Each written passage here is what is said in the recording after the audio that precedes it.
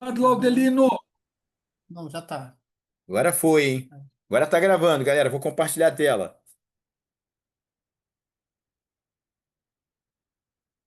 32.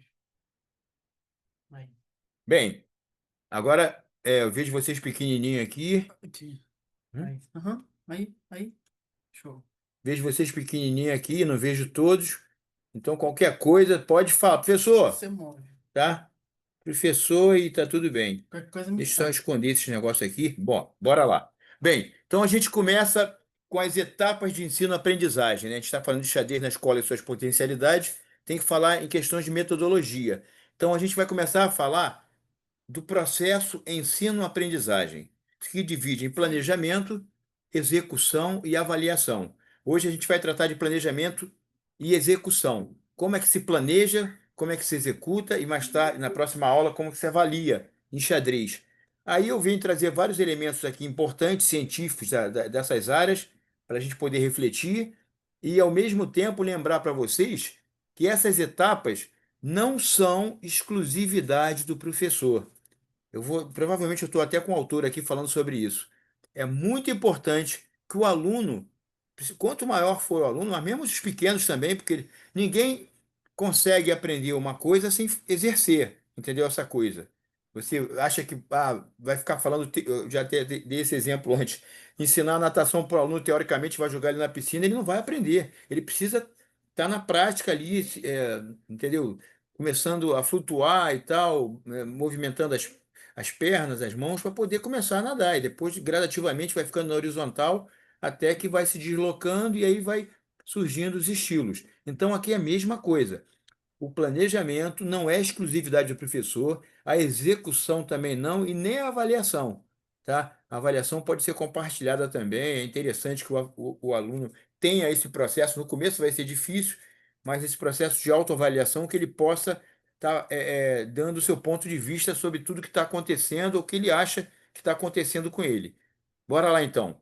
Ó, objetivo principal da Base Nacional Comum Curricular. Transformar a educação brasileira para que todos, isso aqui é muito importante, os estudantes em todo o país, independente de condições econômicas e de classe social, adquiram a mesma, as mesmas aprendizagens essenciais, uma vez que a educação, isso é Constituição, né? É um direito de todos. Pessoal, isso aqui é muito importante, é o nosso ponto de partida.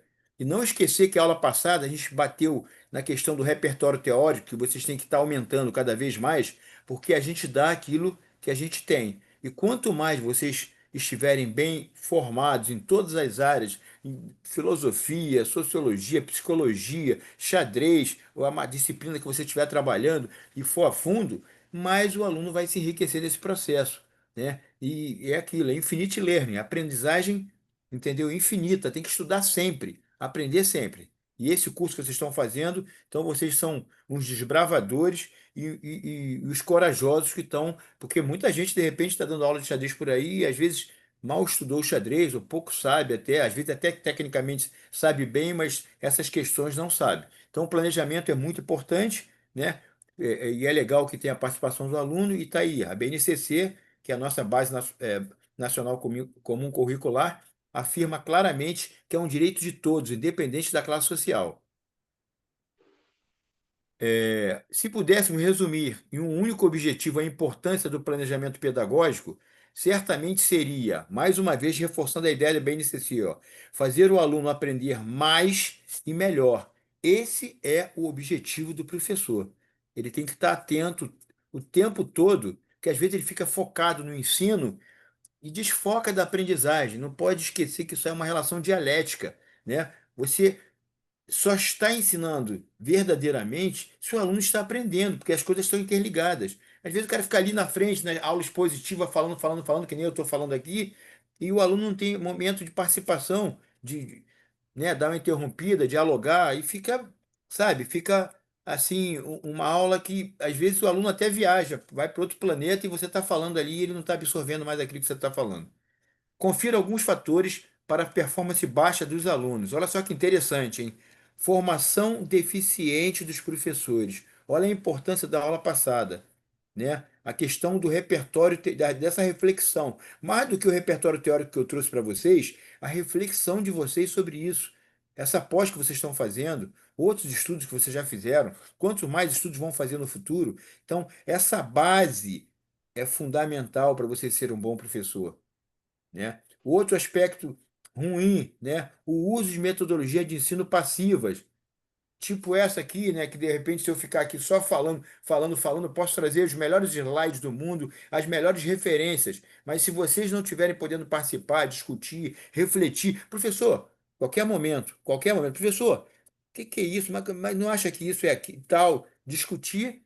Entendeu? É uma situação passiva, que vocês estão aí como, como falava o Paulo Freire, numa posição de depositário. Opa, desculpa, deixa eu voltar aqui. Deixa eu chamar só aqui a minha auxiliar, Nayara, para eu poder voltar isso aqui, só um instante. Como é que eu volto? O que, Eu o slide? pulei uma tela aqui, eu apertei. Tenta Clica no slide. backspace também. Ah, backspace também? Aqui? Clica no slide. No slide. Aqui Aí foi nessa, mais para frente ainda. aí nessa setinha Tá indo aqui. mais para frente, Nayara. Calma. Ah, Calma. desculpa. Aí. Entendeu? É Tudo aqui, bem. aqui e aqui. Tá, beleza. Ok, obrigado. Então vamos lá, continuando aqui, desculpa. O uso de metodologias de ensino passivas, como eu falei, o aluno tem que ser sujeito do processo, então ele tem que estar diante da situação, intervindo o máximo que ele puder, participando, etc.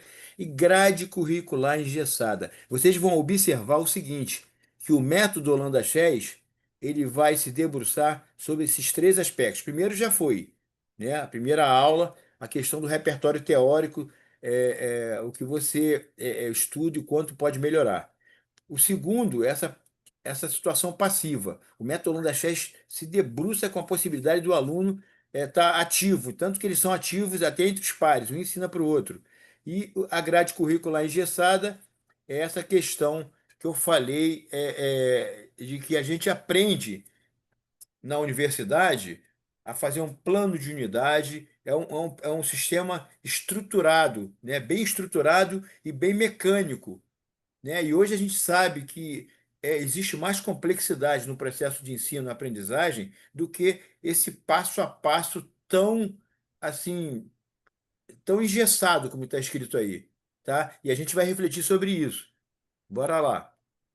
Olha aqui o cara aqui, ó, 1986, hein? Ele já falava isso, Delbran e Langevin, os dois, né? Criar situações de ensino-aprendizagem fundamentadas numa construção coletiva, professores e alunos no planejamento, na execução e na avaliação. Então, todos os processos de ensino-aprendizagem, o aluno deve participar. Quanto mais você possibilitar essa participação, mais ele vai se sentir integrado ao processo e mais vai aprender, abrindo aos alunos a possibilidade de agirem autonomamente. Ao Piaget, que falava da heteronomia, que a gente viu lá atrás no repertório, e da autonomia. Gradativamente, o aluno tem que sair do processo de heteronomia, que depende do professor, depende de outras pessoas, para criar o processo de maturidade que ele possa agir por si próprio, visando a criatividade, comunicação, iniciativa e cooperação, favorecendo a formação do aluno sujeito do seu processo de ensino-aprendizagem, não um objeto, mas um sujeito, em que ele participa das três etapas. Não se conquista autonomia sem exercê-la. Então, agora a gente pensa sobre a questão do planejamento. Eu falei para vocês que tem uma forma estruturalista, né? Que a gente aprende nas universidades. Eu aprendi, sei de cor e salteado isso, porque eu já dei tanta aula. Plano de unidade, que é aquele plano anual, né? Em que você tem os planos de aula, e aí tem, nesses planos de aula, objetivos, conteúdos, atividades, ferramentas que você vai utilizar, metodologia devolutiva, alinhado ao PPP, que é o Projeto Político Pedagógico da Escola. Bem, isso aqui a gente aprende, né? Os alunos que estudaram sabem com tranquilidade. Aí eu venho com essa ideia aqui, que já é uma ideia, na verdade, eu só surfei na vibe, já vem de um processo bem mais contemporâneo, que é chamado pós-estruturalista, que é a base, uma das bases do método Holanda Chess. Opa, alguém? Não. Então, ó. Os princípios fundamentais do método Holanda Chess, tem vários princípios de treinamento. Eu elenquei esses dois como os mais importantes, que é a sobrecarga gradativa, isso é fundamental. Eu vejo professores, às vezes jogadores fortes, treinando alunos. O cara aprendeu a jogar, deixa jogar. Aí ensina um rock, ensina passando. Cara, isso não é trabalhar com xadrez num processo dentro de escola. Você tem que ir gradativamente sofisticando a estratégia, o conhecimento de finais, o conhecimento de tática, o conhecimento de aberturas. Assim você está oportunizando ao aluno uma evolução real. Então a sobrecarga é fundamental. E a individualidade, cada um tem o seu ritmo de aprendizado. É muito importante respeitá-las. Aí as faixas que eu falei para vocês são as faixas do karatê, né? E as faixas do karatê estão separadas desse jeito aqui, ó, nessa forma que eu coloquei, né? Aqui, ó, o iniciante seria amarela e vermelha, o branco acabou de chegar, né? É tipo, tá chegando no pedaço ainda. E o iniciante, amarela e vermelha, o amador seria um laranja e um verde, a nível escolar, tá, pessoal? Não é nível federado, não. Aluno a nível escolar era mais ou menos a avaliação que eu fazia dos meus alunos. O intermediário de roxa marrom e o avançado faixa preta, ok? Aqui tem algumas coisas interessantes para a gente refletir, assim, principalmente quem não é da área de educação, para ter uma ideia de como deve trabalhar com as faixas etárias. A educação infantil, que é 3, 4, 5 anos, é 100% lúdico. É a criança pintar as peças, é fazer modelagem das peças, né? É fazer desenho das peças, ela conhecer o xadrez, mexer nas peças, entendeu? Aprender o nome das peças. É lúdico, muita arte e muita ludicidade, muita felicidade e alegria, que essa é a faixa, né? Aí depois da classe de alfabetização, que não é mais classe de alfabetização, é primeiro ano, né?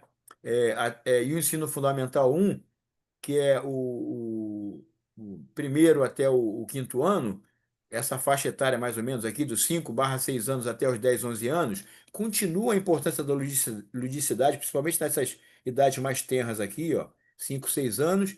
Artes também, né? Pode ser durante todo esse processo, mas principalmente nessa faixa etária. Psicomotricidade, você pode trabalhar o xadrez, a música, ó, vocês vão conhecer o rap do xadrez, vou cantar para vocês aqui. O rap do xadrez que eles levantam e dançam a música, né? Fazendo o movimento das peças.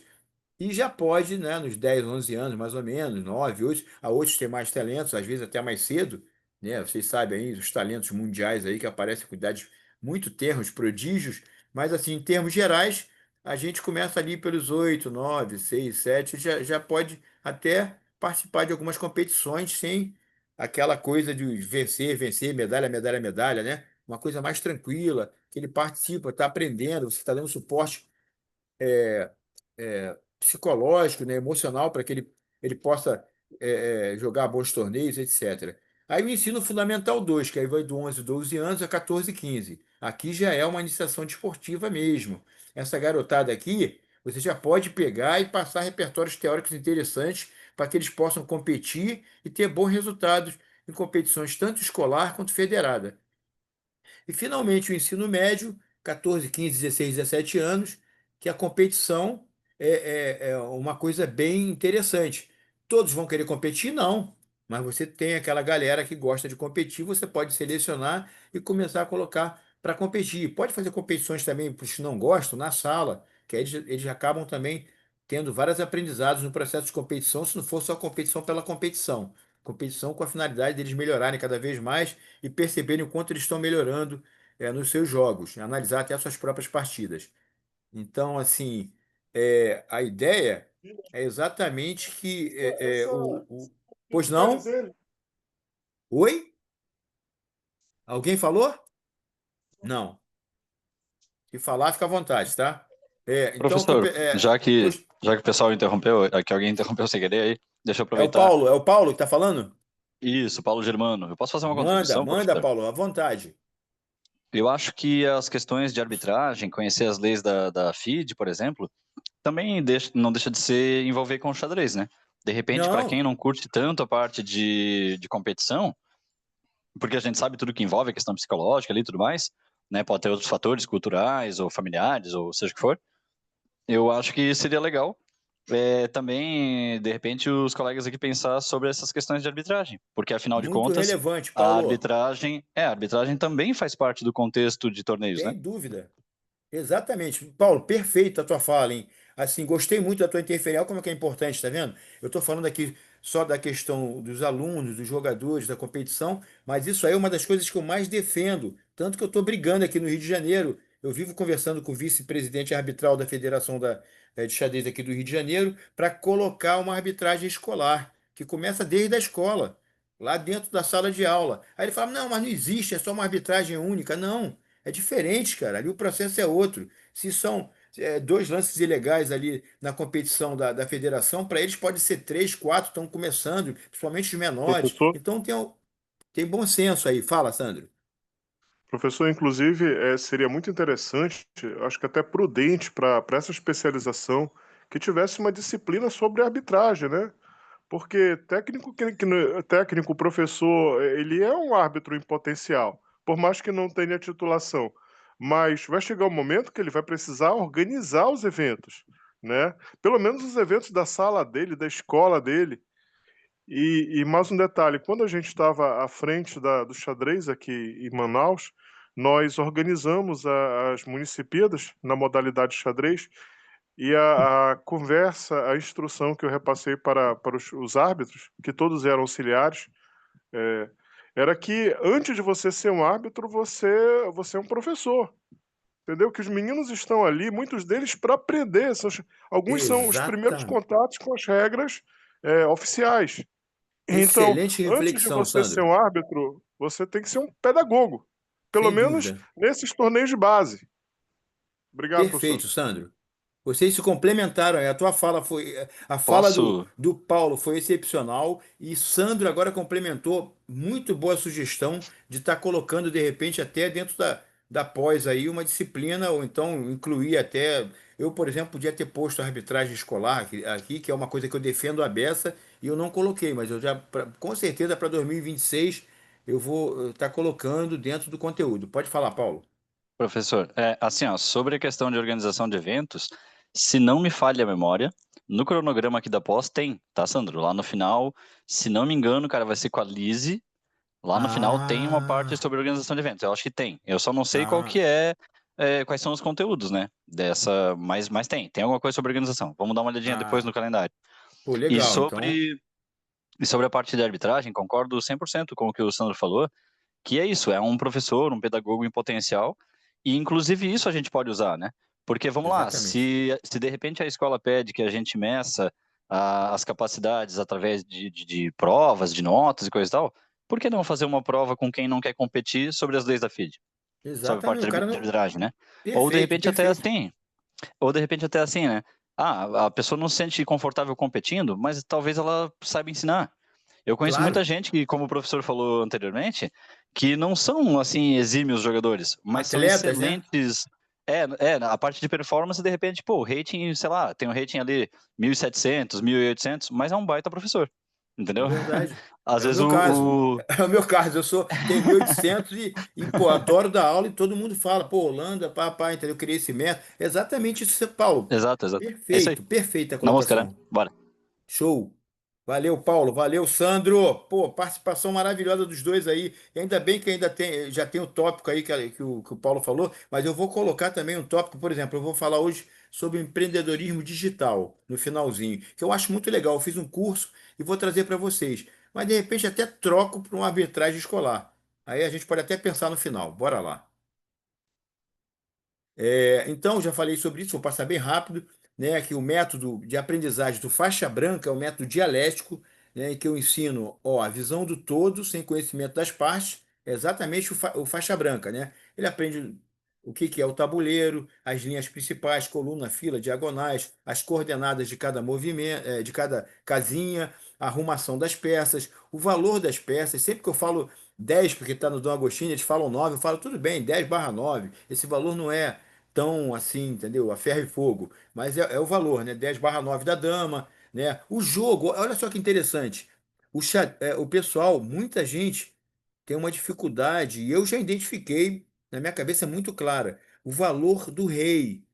para vocês, o valor do rei, o que várias pessoas falam que é infinito, grande mestre, mestre internacional e o caramba. Cara, para mim, eu não tenho dúvidas. O valor Quatro do pontos de rei. força. Hã? É uns 4 pontos de força, não é? Porque é um pouco mais Pois do que o é, e aí cavalo. cada um fala um valor. Na verdade, o valor é relativo. Eu falo Uhum. que vale o jogo, porque se você Sim. tomar mate, perdeu a partida. Mas ele tem, além do valor do jogo, que se você tomar mate, perde a partida, ele tem um valor relativo. Na abertura e no meio, ele vale pouquíssimo, mas no final ele vai aumentando o valor. Então, essa transição de valor, essa relatividade, essa reflexão é bem interessante a nível filosófico também. Bem, então é isso. Valor, o movimento das peças, a captura. O cheque e o cheque-mate, eu ensino os conceitos. Objetivo: 2, 3 meses, faixa branca no xadrez primitivo, para aprender bem o movimento das peças, se divertir bem, jogar, e ensino isso o mais rápido possível, para que eles possam brincar e movimentar livremente as peças. Pessoal, esse momento aqui, você às vezes eu já vi professor, estou falando para você aqui, professor da rede municipal até às vezes, trabalhando 1 mês para ensinar o peão. 1 mês para ensinar o bispo. 1 mês para. Cara, cara, o aluno. Quando é que ele vai jogar xadrez? Agora, quando ele joga já capturando o rei, ele acha que já está jogando. Ele quer jogar. Aí ele já vai mexendo, ele vai ter várias dúvidas. Você toda hora. Não, professor, o peão pode pegar para frente. Não, não é assim que ele captura em diagonal. O capitão, o peão anda para frente. E o bispo, aí eles vão perguntando e você vai respondendo. Eles vão levando para a memória de longo prazo e todo mundo, e toda vez que tiver uma interferência, fala com todo mundo, que aí todo mundo aprende. Então, assim, isso dá super resultado. É 2, 3 meses. O pessoal fica em pânico. Ah, vai estar capturando o rei. Antigamente o Blitz podia capturar o rei, bem antigamente mesmo, né? Podia capturar o rei, mas agora não pode mais, ok? É lance legal e tal. Mas ele fica ali, depois ele sabe que vai dar mate, quando ele enche na amarela, e aí 2 pontos para o mate, aí ele começa a sair e acaba esquecendo. É só a iniciação, tá? Então, o xadrez primitivo. O rap do xadrez eu vou mostrar para vocês, que é um rap que eles aprendem os movimentos. Então, faixa branca, ele fica entre, eu falei 2, 3, fica de 1 a 3 meses. Os caras mais fera, fica só 1 mês só e já está saindo. Os que têm mais dificuldade demoram um pouquinho mais, levam 3 meses capturando o rei, mas sabendo, ansiosos para aprender a dar mate, né, para chegar à faixa amarela. E o processo é dinâmico, eles podem aprender a faixa amarela a qualquer momento, depois passar para a branca. Então, é isso aqui. Faixa branca é isso. Síncrese.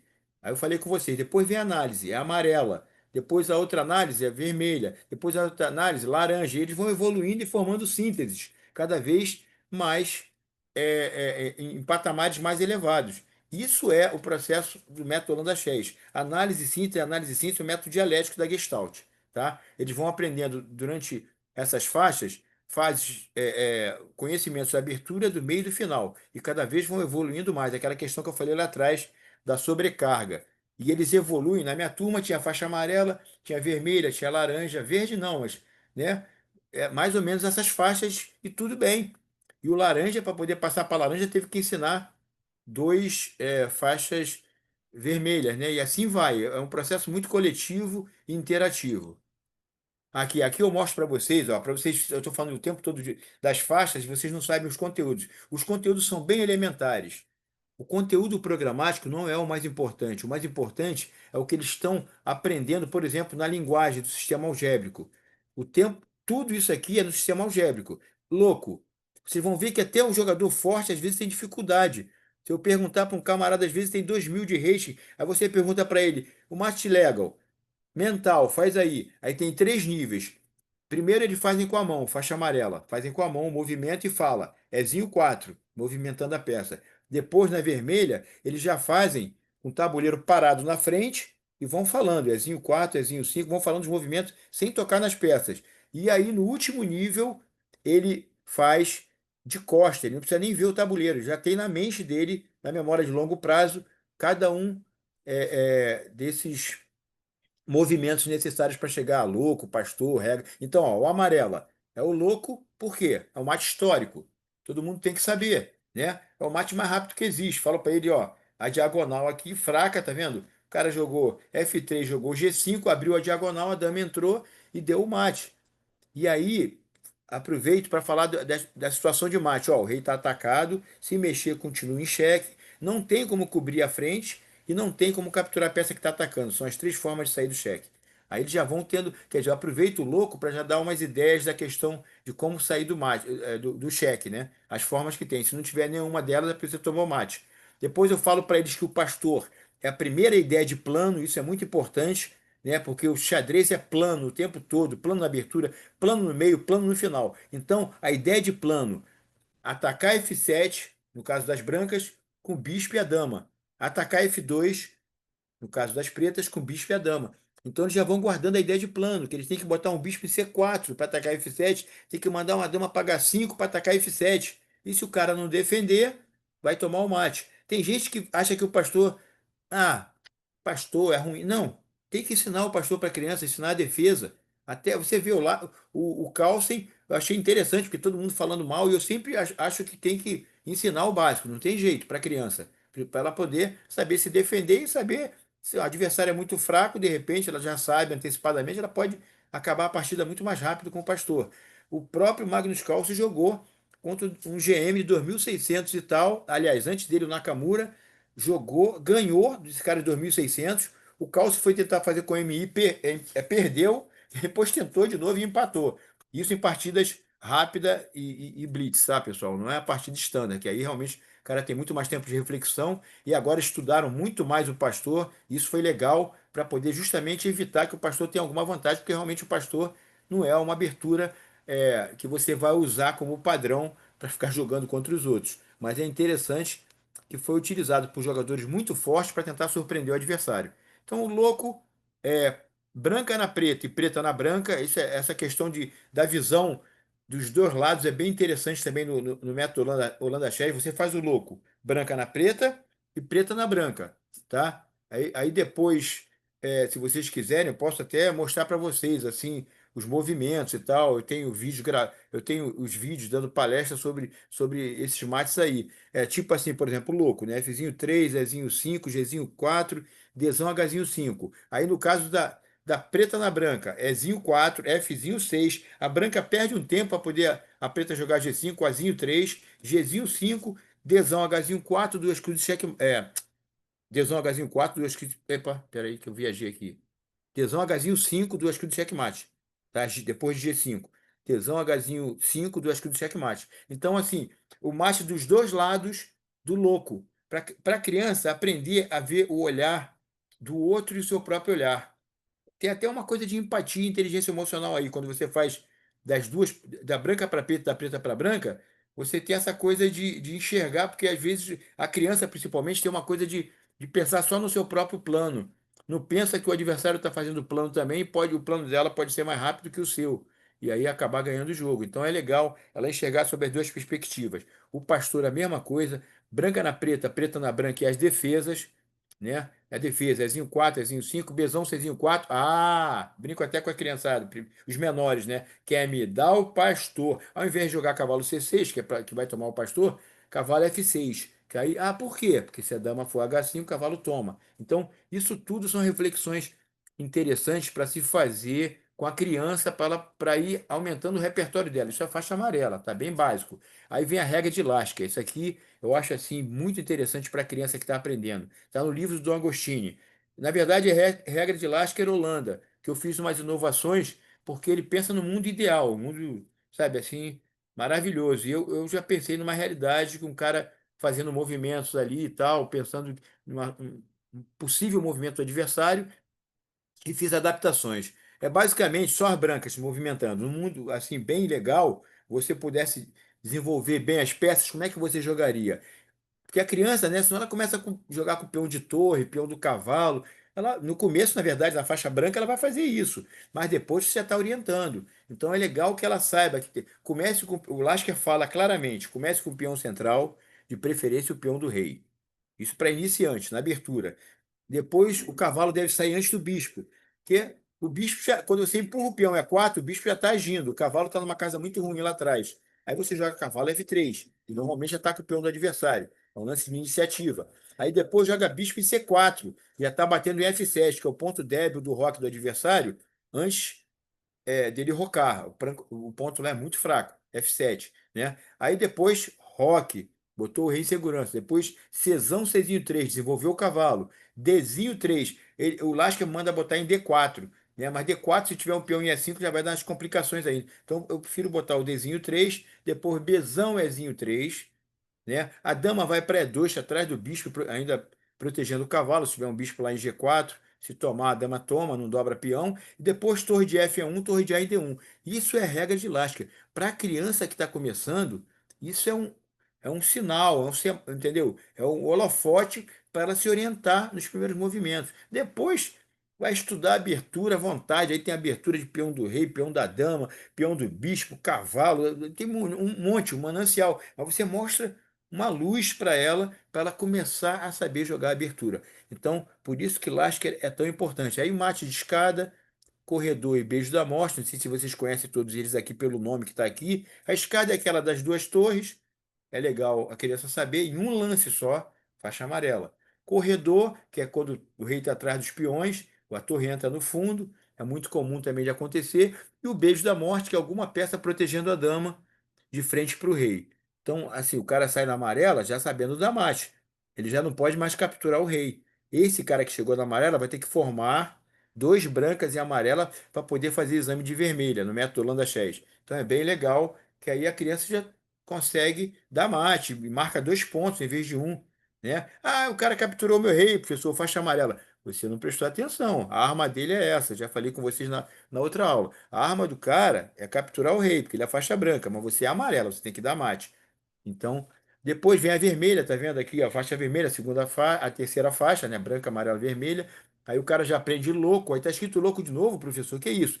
Agora é mental, tá? Ele vai falar Fzinho 3, ele senta em frente ao tabuleiro com as peças, Fzinho 3, Ezinho 5, Gzinho 4, Dzão, Hzinho 4, duas cruzes, checkmate. Então, é isso, é o louco. Depois o pastor, e é só a preta na branca. Agora o pastor, branca na preta. Ezinho 4, Ezinho 5, Bzão, Czinho 4, Czão, Czinho 6, Dzão, Hzinho 5, Czão, Fzinho 6, Dzão versus F7, duas cruzes, checkmate. Mental. Ó, sistema algébrico está sendo introjetado já na mente da criança. É a linguagem do cálculo, tá? Então, se você vai desde cedo introjetando o sistema algébrico, em vez de ficar ensinando o sistema algébrico solto do nada, ensinando, já passando um repertório para a criança, ela vai conseguir absorver muito melhor isso, né?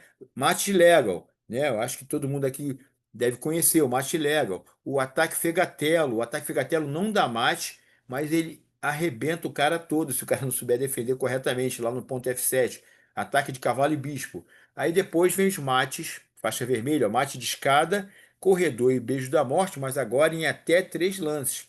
Você vê que houve um aumento do nível de dificuldade de amarela para vermelha. Aí veio o laranja. Laranja é um corte, né? Você vê que amarela e vermelha, como eu falei, é iniciante, e aqui já vira intermediário, amador, né? Eu não lembro agora qual a expressão que eu utilizei, mas aqui ó, já tem 5 mates escolares, são mates que eles mesmos fizeram. Eu vou colocar o vídeo para vocês lá no Zap, tá, pessoal? Que eu falo de cada um dos mates, até falo disso tudo que está aqui atrás também. Eu vou esmiuçando cada faixa dessa. São os 5 mates escolares, mate deles, mates bem legaisinhos, assim, bem básicos, claro, né? São escolares, mas são mates que eles têm que falar, fazer mentalmente.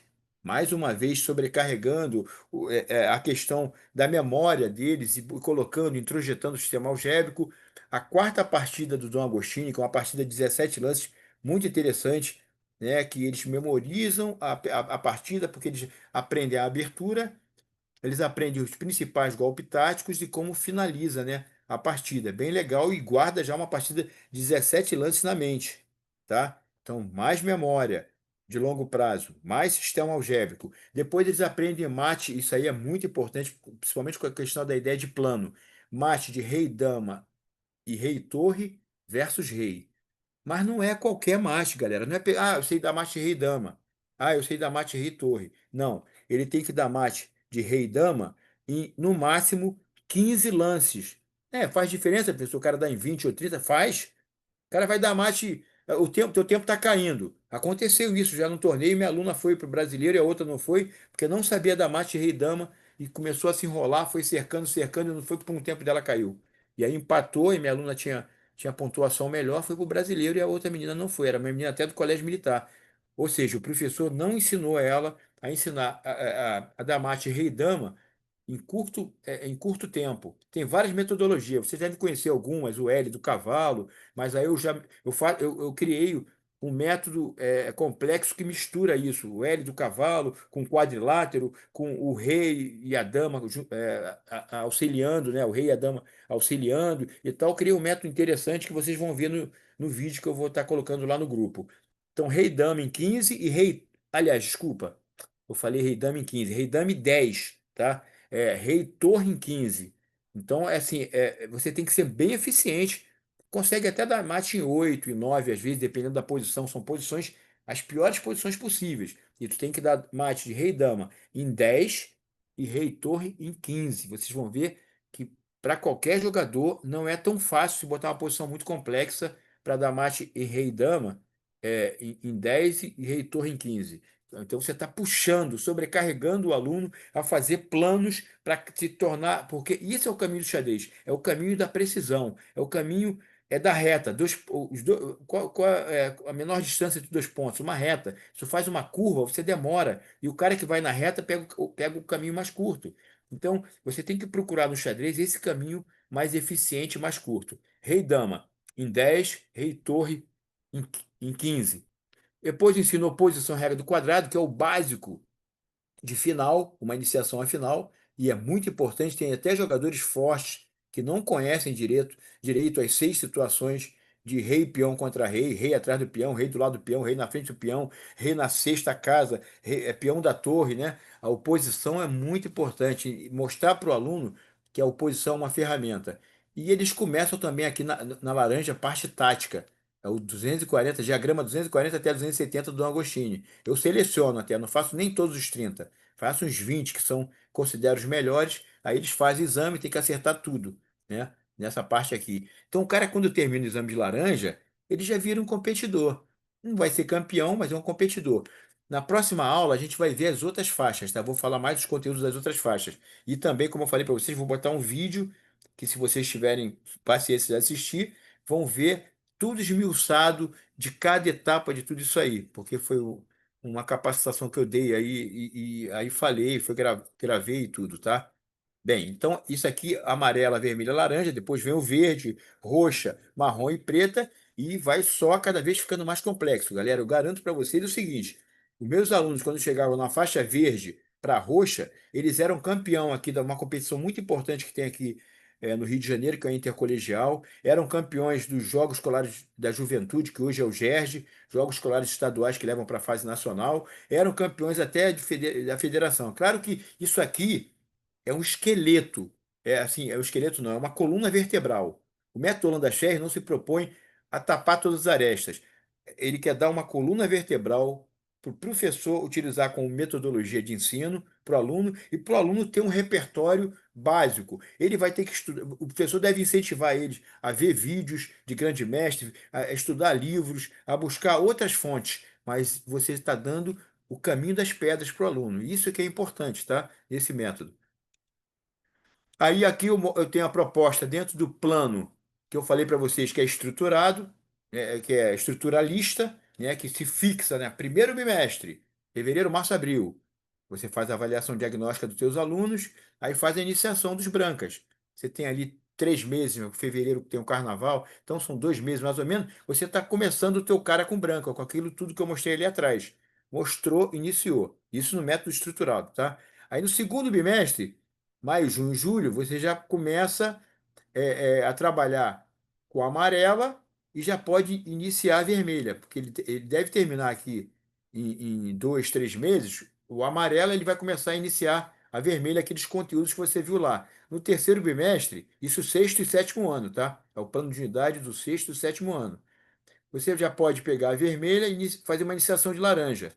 No quarto bimestre, você finaliza a laranja, que por isso que é uma faixa que tem 5 pontas, né? Vocês viram lá, eu chamo de pontas, né? É, primeiro o- os mates escolares, depois a partida, depois, né, cada uma desses é uma ponta. Então são 5 pontas, leva um pouco mais de tempo para ele chegar à laranja. Então ele vai levar esse pedaço aqui, finalzinho de setembro, talvez, e outubro, novembro, dezembro.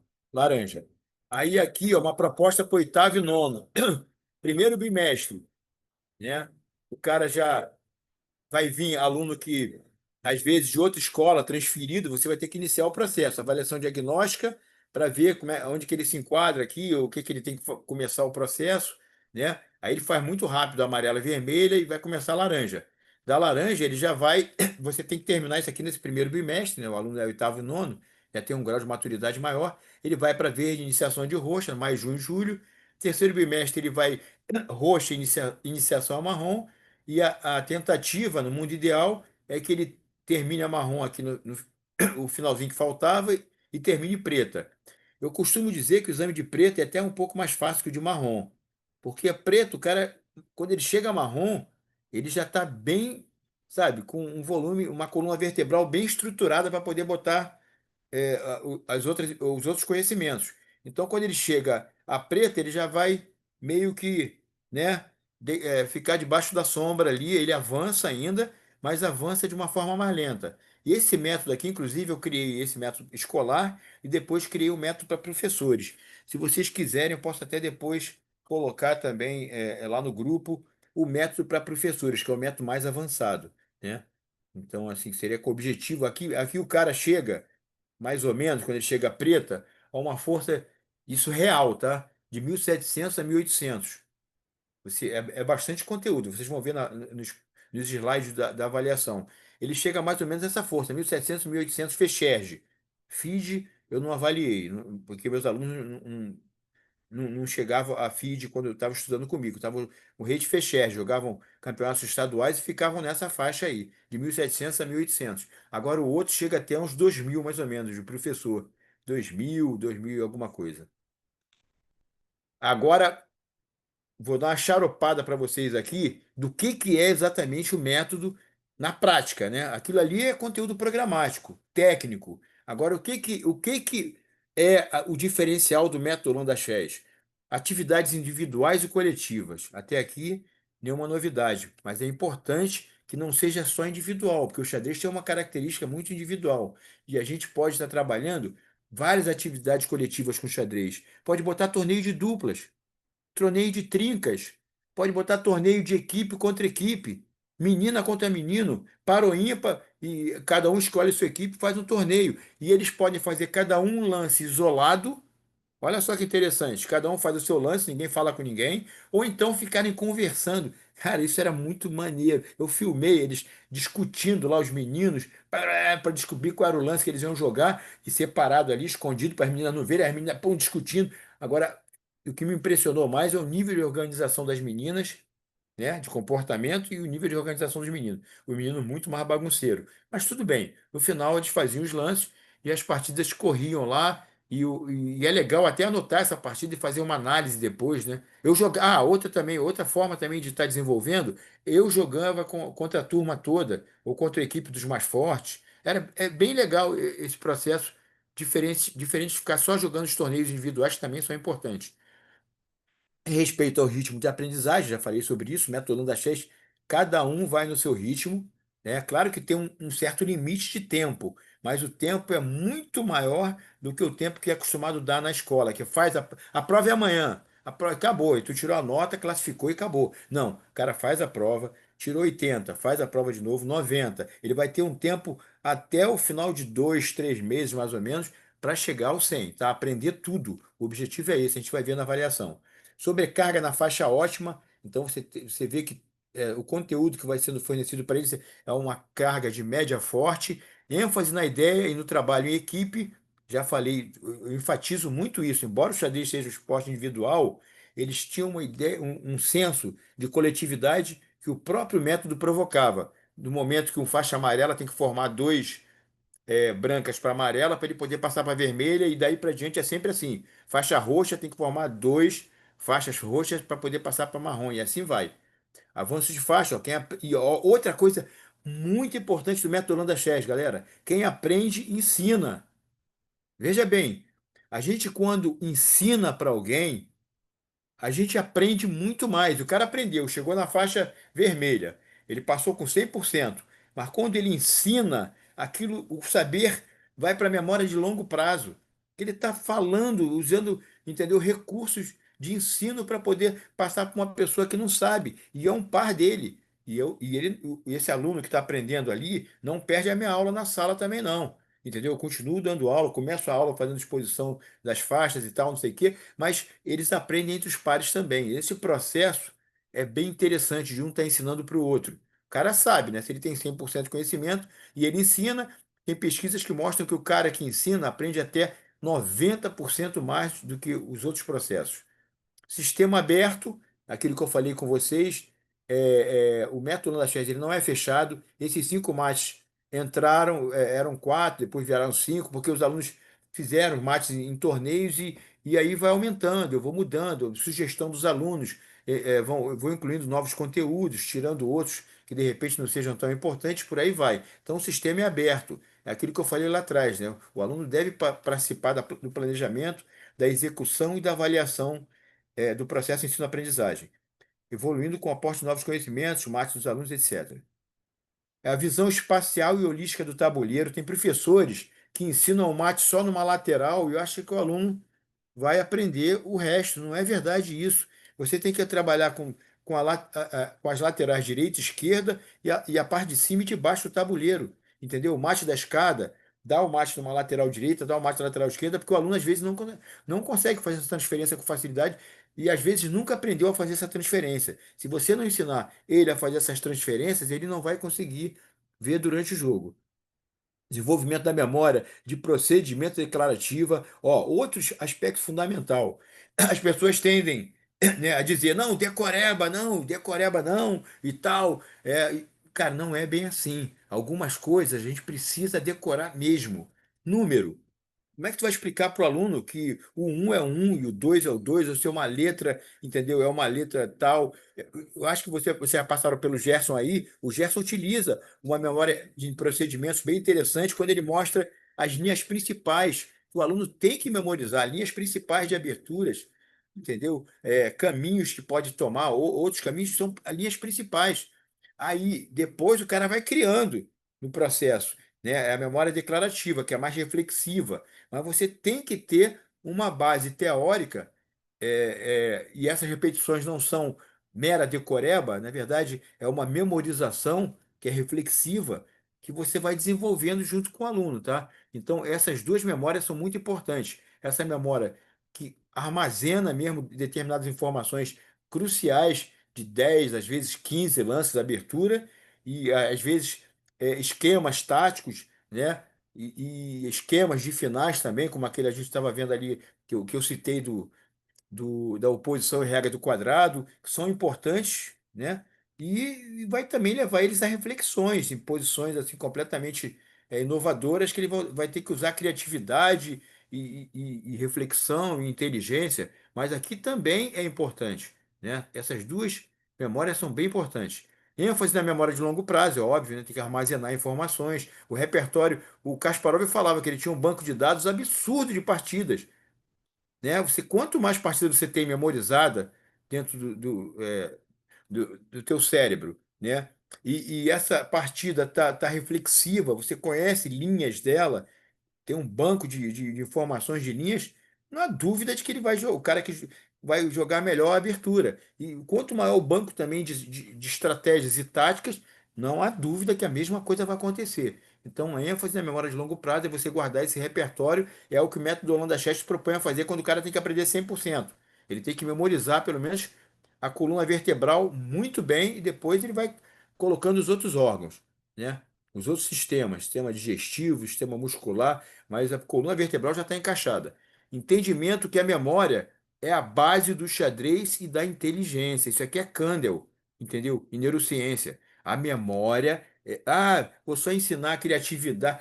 Tudo bem, é legal também, faz parte. Mas se você ficar só na criatividade, não botar sequências de movimentos, sequências de táticas, sequências de finais, finais padrões, a criança vai ficar num mar de complexidade muito grande para poder estar lidando, né? Tanto que por isso que hoje em dia os grandes mestres, mais do que nunca, fazem preparações, né?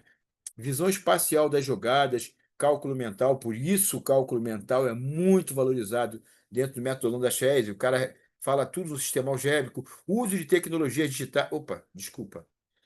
passei de novo aqui, mas agora eu já sei que voltar. Então, assim, é, o cálculo mental, o sistema algébrico, uso de tecnologias digitais, né? Aí o nosso amigo lá, o Delino aí com Chess Diamante, Chess com Diamante aí, é um caminho, né, para garotada, se você tiver, a pessoa que não tem condição puder usar em algum momento, o teu, é o que, na verdade, a gente quando fez o Chess Diamante, Chess com Diamante aqui, eu e mais dois professores, era com o objetivo de dar acesso às crianças da escola lá e poderem jogar também e avaliar suas partidas. Então, assim, é bem legal você compartilhar esses métodos, porque tem o Lichess gratuito, tem o Chess com gratuito, mas o Chess com diamante é outro departamento, né, Laudelino? Mais do que nunca tu sabe disso. Computadores e aplicativos, ataques e defesas, tem que mostrar para a criança e tal, e ela vai evoluindo nesse processo. O domínio da história, é legal falar, né? Século VI depois de Cristo, que o xadrez não foi inventado só por um homem. Ah, o cara inventou o chaturanga lá atrás, eram quatro peças, muito diferente do xadrez de hoje, mas consideram que ali foi a raiz. Depois, várias transformações, principalmente na Idade Média, né? Conceito, regras, planos, fundamentos básicos do xadrez devem ser ensinados e são ensinados no método Holandachés. Planos de jogo e vão evoluindo, né, na abertura, vão conhecendo cada vez mais aberturas, até chegar na preta. Pra você ter ideia, na preta o cara tem que dominar três aberturas e três defesas, as linhas principais. Olha que legal. Então ele tem que dominar três, ele vai ficar com um repertório bem legal. Ele tem que apresentar isso para mim no mural. Ele vai lá e dá uma aula para mim das três aberturas e das três defesas. Então, assim, a faixa preta é bem puxado, tá? Não é, não é mole, não. A abertura, o cara tá bem, o meio, ele já tá já estudou toda a tática do Dom Agostini, que é um livro muito bom na parte tática, até o exercício 300, o diagrama 383, o nível de complexidade é bem alto, né? Por isso que eu falo para vocês que eles chegam a 1700, 1800, porque é muita coisa. E o final também eles têm que ter um repertório de finais, né? Os princípios gerais eles já dominam bem, desde da faixa amarela, vermelha e tal. Então, assim, é bem legal, galera. O método dá um suporte muito maneiro. As metodologias são ativas, já falei sobre isso. A aula invertida, que eles estudam antes, rodízio de atividades, você bota num canto resolver o problema tático, no outro estudar determinada abertura, no outro eles jogam blitz ali e tal, e eles ficam, sei lá, 20 minutos, vai dependendo da aula que vocês têm, o tempo que vocês têm, aí bota 20 minutos em cada um, eles vão fazendo rodízio por essas partes e vão passando, é muito dinâmico, isso é interessante. Fazer pesquisa sobre grandes mestres, pesquisas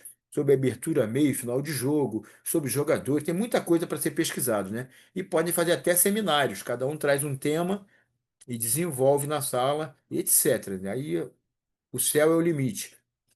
Plano de aula com objetivos conceituais, sempre trazendo conceitos novos, interessantes para os alunos, atitudinais, comportamentos, né, junto aos seus pares dentro da sala de aula, junto aos seus pares nas competições, procedimentais, como né, o fazer, né, é aquele que eu falo, da parte da memória, memória operacional, opa, memória de procedimentos, né, é porque está procedimental aí já, memória de procedimentos. Ele tem que saber conhecer ficar tranquilo, até o quinto, sexto, sétimo, opa, o cara saiu da linha, ele já, opa, tem alguma coisa errada ali, como é que eu posso aproveitar isso? Aí vai vir a memória declarativa, né, que ele tem que trabalhar e refletir de acordo com os estudos que ele fez. E que mais aqui? A gente tem a formação do repertório, que ele acaba, como eu falei, quando chega lá no roxa, marrom e preta, ele já começa a fazer um repertório de brancas, um repertório de pretas de abertura, e ele já está com um embasamento bem legal na tática e nos finais. É, repertório de esquemas mentais contra jogadores reais, competições, né? Eles participavam de muitas competições, e as conexões, e isso tudo, esses estímulos todos, provocam diversas sinaptogêneses e neurogêneses nas crianças. Nada mais é, ó, Fernstein está valendo isso até agora, porque eu ia colocar como conteúdo, mas eu falei, pô, mas é mais um conteúdo, já tem tanto conteúdo que eu coloco, né? Então, o Fernstein fala que a inteligência é modificável, e ele tá provado isso hoje em dia. A inteligência, ela não é uma coisa fixa. Você não nasce com uma inteligência e morre com ela. Quanto mais você estudar a importância do repertório teórico da aula passada, entendeu? Quanto mais você estuda, mais inteligente você fica. Isso é muito importante vocês terem consciência disso. Quanto mais estuda xadrez, né, os caras que jogam mais vão acabar se tornando mais inteligentes, tomando decisões melhores, pelo menos em relação ao xadrez. Se ele estiver fazendo outras aprendizagens além do xadrez, junto com o xadrez, ele vai aumentar a inteligência dele em todos os aspectos, porque está provado em neurociências que o estímulo provoca alterações anatômicas no cérebro. Neurogênese, novos neurônios, e sinaptogênese, novas conexões entre os neurônios. Reversibilidade é o ponto que também é legal, você ir e voltar, vai e volta, é uma forma de estar também trabalhando a memória de longo prazo. A visão complexa do jogo de xadrez, o que é a visão complexa? É entender que a abertura, meio e final estão intimamente conectados. Então, quando você ensina a abertura para o aluno, ele já tem que estar pensando no final. Eu creio que o Gerson Pérez deve ter tocado um pouco mais nesse ponto aí, né? O Capablanca era um especialista nisso. Ele não ficava nem tão mal na abertura, e às vezes até melhor, claro, muitas vezes, nem no meio, e no final ele era um gênio, o final, a parte talvez mais complexa do jogo, e ele simplesmente dava umas tiradas absurdas e virava jogos até algo inferiores, porque o cara era um gênio. Isso que eu não perdia quase, né? Bem, é isso. Então, você conseguir fazer essas conexões para chegar em finais superiores é muito importante com o aluno. Estudar, né, a estrutura de peões e ver características de cada abertura e final de jogo. A vida é um jogo de xadrez, relacionar o xadrez com a vida. Não é só um jogo, né? É um jogo que imita a vida. Xadrez imita a vida e a vida imita o xadrez, né? Tomar decisões, arcar com as consequências dessas decisões, como melhorar essas decisões. Isso tudo o xadrez faz para a gente e para a nossa própria vida.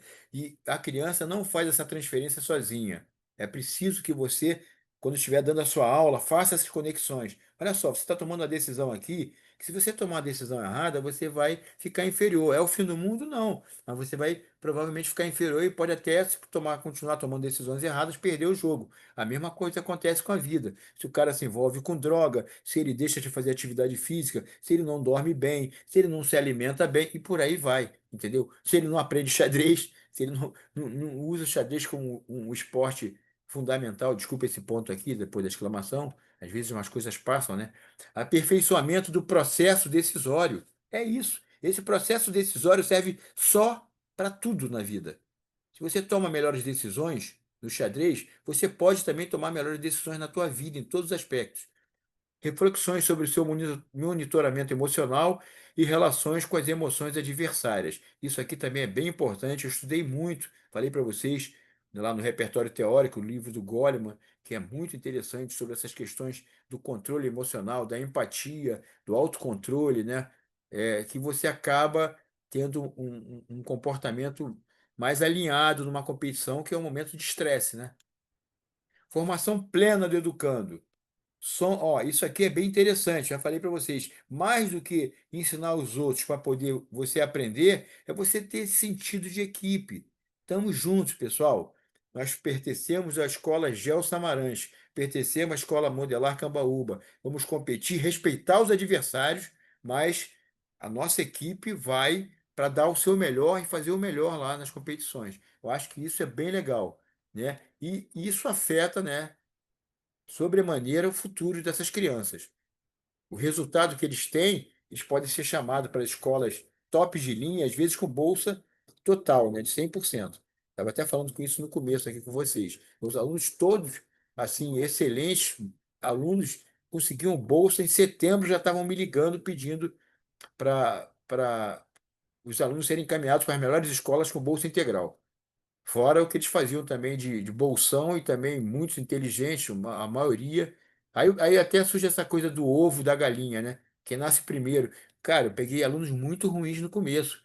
Aquilo que eu falei, o trabalho duro muda a inteligência. Às vezes, um aluno que de repente pode parecer não tão inteligente, o xadrez consegue fazer alterações sinaptogênicas, neurogênicas, e daqui a pouco, caramba, esse cara parecia que não ia tão longe, mas o xadrez criou uma via de possibilidades para ele, né? Então, associar o xadrez a projeto de vida, né? O cara joga bem xadrez, tem chance de pegar bolsa, como eu acabei de falar, né? Via acadêmica, com concurso, né? Ou via Bolsa Atleta. Muitas escolas aqui no Rio de Janeiro, dão 100% de bolsa para os alunos que às vezes são de comunidade, pelo fato de serem excelentes atletas. E eles vão para as melhores escolas do Rio de Janeiro. Alta performance acadêmica, isso aqui é uma característica do Gel Samaranch, né? É a tríade Gel. Alta performance acadêmica, excelentes alunos, excelentes na parte esportiva e na cidadania. Eram alunos muito bons, cara. Os meus alunos, quem via quando eu saía no nono ano, falava: caramba, que garoto fantástico, que menina fantástica, entendeu? Eles eram muito bons, por isso que as escolas queriam. E isso é o que vai levar eles a um excelente projeto de vida, né? Hoje, pô, graças a Deus, tem vários alunos aí que eu tenho o maior orgulho de ter passado, né, ter convivido com eles e ter tido os resultados que tive. Avaliação é para o sucesso da aprendizagem de cada aluno. A gente vai falar sobre avaliação amanhã, eu vou entrar em mais detalhes. Dois autores fundamentais, o Sarah Hoffman e o outro autor aí que também, assim, muito considerado no meio da avaliação, me falhou a memória aqui, o nome, deixa eu ver, Sarah Hoffman e Lucchesi, Cipriano Lucchesi, né? Então, os dois são muito bons, mas tem o Holanda aí também que vai trazer para vocês essa aí, eu acho que não tem ainda na teoria alguém falando sobre essa questão de aprender tudo. A avaliação classifica de algum, mesmo as que são anticlassificatórias, como Hoffman e Lucchesi, eles classificam, porque não acaba dando uma nota. Para mim, não, para mim tem que ser tudo, tem que aprender tudo. E era o que eu fazia lá no Samaranch e deu muito certo. Eles tinham que aprender tudo. Aqui está aqui. Exame de faixa que os alunos avançam com 100% de aproveitamento. Isso tudo que a gente está falando aqui é o que está inserido no método Holanda Chess, que vocês podem estar aplicando no cotidiano de vocês na sala de aula, tá? Alunos graduados só avançam após formarem dois na sua faixa, monitoria. Isso aqui é bem legal, que os alunos pegam esse sentido de equipe que eu falei para vocês, ao mesmo tempo que estão aprendendo mais e reforçando seus próprios conhecimentos. Os atendimentos são expositivos, eu ensino no mural, são individuais, eu atendo individualmente cada um ensinando e ainda aprendem por monitoria dos alunos. Olha quantos processos, né, quantas possibilidades para eles poderem aprender. A sobrecarga é individualizada, o aluno avança no seu ritmo. Mural, ó, e essas coisas dos murais, galera, podem explorar à vontade, é muito legal. Eu tinha na minha sala, e a escola que está trabalhando com o meu método também tem, uma parede com murais branca, amarela, vermelha, laranja, verde, roxa, marrom e preta, até preta. Só duas chegaram a preta, mas tava todas as faixas lá. O mural com o avanço das faixas. Toda a turma onde o aluno acompanha o seu desenvolvimento. Ou seja, lá no caso eu tinha tipo um blindado, né, e botava as faixas, todas elas, e aí o imã, com o imã, ele ia lá e botava o nomezinho dele na faixa em que ele está. E o que é importante aqui é o ritual de passagem. Olha só que legal. O garoto fez exame. 100%, todo mundo em pé, todos os alunos levantavam. O aluno, eu falava, né, em voz alta, o aluno X da turma Y acaba de chegar à faixa amarela. Uma sala de palmas para ele, todo mundo aplaudia. Era um momento de muita emoção para eles. Ele ia lá, subia, botava o nomezinho dele na faixa posterior e todo mundo voltava e sentava. E era uma alegria, uma comemoração absurda, porque todos sabiam que uma hora ia chegar. Eles ambicionavam esse momento, porque mexe com a autoestima deles. Aquele momento de todo mundo levantar e aplaudir, né? A gente sabe que a autoestima anda muito baixa das crianças, principalmente das crianças da rede municipal, né? Então esse ritual de passagem é bem legal. Tinha o mural dos campeões, ó, outra coisa em cima da autoestima, que é importante também. Sempre fazia torneios na sala, no final da aula. Primeiro tempo teórica, aí o segundo tempo, assim, o finalzinho, da metade do segundo tempo, eu pegava, trabalhava os torneios, né? E aí ia anotando os resultados. Eles mesmos iam lá, anotavam, botavam o nome, botavam estrelinha, conforme iam ganhando mais e tal. Então, esse Mural dos Campeões eles comemoravam, porque cada vez, cada aula tinha um campeão, né? E aí eles ficavam felizes, porque ficava lá até a próxima aula o campeão que estava lá. Depois começava, apagava, começava tudo de novo. Então toda aula tinha um campeão diferente, menino ou menina, e eles comemoravam, ficavam felizes de terem pontuado muito, era motivo de muitos comentários. Mural das obras de artes.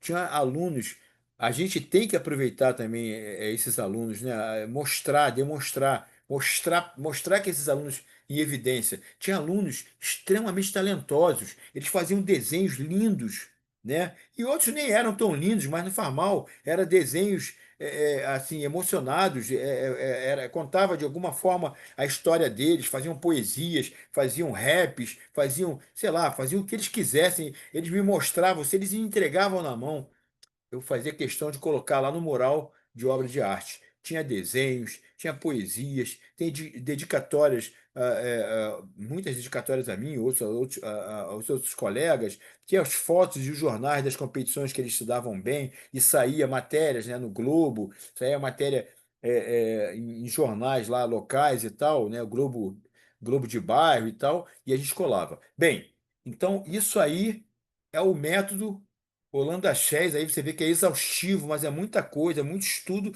para poder botar isso na prática. E aí vem o rap do xadrez do professor Holanda. Esse rap é principalmente para as classes menores, tipo primeiro até o quinto ano. Mas isso também não impede dos alunos lá de cima desejarem também aprender, tá? O rap do xadrez é bem legal, principalmente para quem está começando. Bora lá então, hein, galera. Agora vocês vão ouvir um pouco do professor. Bora lá. Jogar xadrez, sim, pode crer, gente. Um jogo divertido, um jogo inteligente. Aí, ó, eles em pé. Olha só que coisa interessante. A torre vai para trás, eles se movimentam para trás, pode ir para frente, para um lado e para o outro, é indiferente. Aí eu faço, né? Que é um movimento de cruz, horizontal e vertical. Aí na primeira vez que eu apresento o rap, eu paro muitas vezes e vou demonstrando os movimentos para eles, né? A torre vai para trás, pode ir para frente, para um lado e para o outro, tridimensional. Eu estou em pé, aí a frente e trás seria o vertical e um lado e o outro horizontal. Agora no R2, ali no plano, ali no tabuleiro mural, já é um movimento, né? Tipo uma cruz, né? Que aí é a vertical e horizontal. E aí a torre vai para trás, pode ir para frente, para um lado e para o outro, é indiferente. E o bispo vai na diagonal. E a dama faz movimento igual. Aí, ó, o movimento do bispo, né, diagonal, e a dama também anda na diagonal. A dama poderosa é onipotente, combina bispo e torre, movimento abrangente. E o rei, uma casa somente. Uma pausa aqui, ó. A dama poderosa é onipotente. Ela combina o bispo da torre porque ela anda em diagonal e a torre porque anda na horizontal e vertical, em movimento abrangente. E o rei, uma casa somente, para todos os lados no final. Ele é eficiente. Aí jogar xadrez, sim, pode crer, gente. Um jogo divertido, um jogo inteligente. Aí continua. E o peão, só não fala do peão duas casas, o movimento de duas casas do peão, a música. E o peão, uma casa, anda para frente, captura em diagonal um soldado bem valente. O cavalo é um L maneiro de quatro casas que percorre pelo tabuleiro. Pum, joga xadrez, sim. Pode crer, gente. Um jogo, eles cantam assim, é impressionante. O meu CA, que era o primeiro ano, classe de alfabetização, aprendiu a música assim em um mês, mais ou menos, 2 meses, porque eles faziam um eco. Jogar xadrez, sim. Pode crer, gente. Eles repetem. Jogar xadrez, sim. Pode crer. Eles faziam um eco. Esse eco, claro que ia levando para a memória, e em um mês, mais ou menos, 2 meses no máximo, eles já estavam cantando. E eu saía pelo corredor na escola que eu dava aula, cantando com eles cantando atrás. Aí vi os pais para mim falando: Cara, eu não consigo ensinar o Atirei o Pau no Gato pro meu filho. Como é que tu ensinou essa música desse tamanho? Mas é isso, eles vão gostando de brincar, de dançar a música, e aí entra no sangue, galera. Aí, professor, como é que é o movimento da torre? Ué, esqueceu? A torre vai para trás, pode ir para frente, para um lado e para o outro é indiferente. Então, eles estão com a memória dos movimentos. Para quem está começando, esse rapzinho é bem legal, tá ok? Uma coisa também bem interessante que rolava, isso já é uma coisa mais filosófica da minha parte, que gosto muito de filosofia, é que toda sexta-feira a gente tinha a Ágora, que era uma reflexão dialética sobre temas relevantes. Eles trazem o tema que eles quisessem, gêneros, questão política, qualquer coisa que batesse na cabeça deles, eles traziam e a gente ficava discutindo. O que que isso tem a ver com xadrez? Na minha opinião, só tem tudo.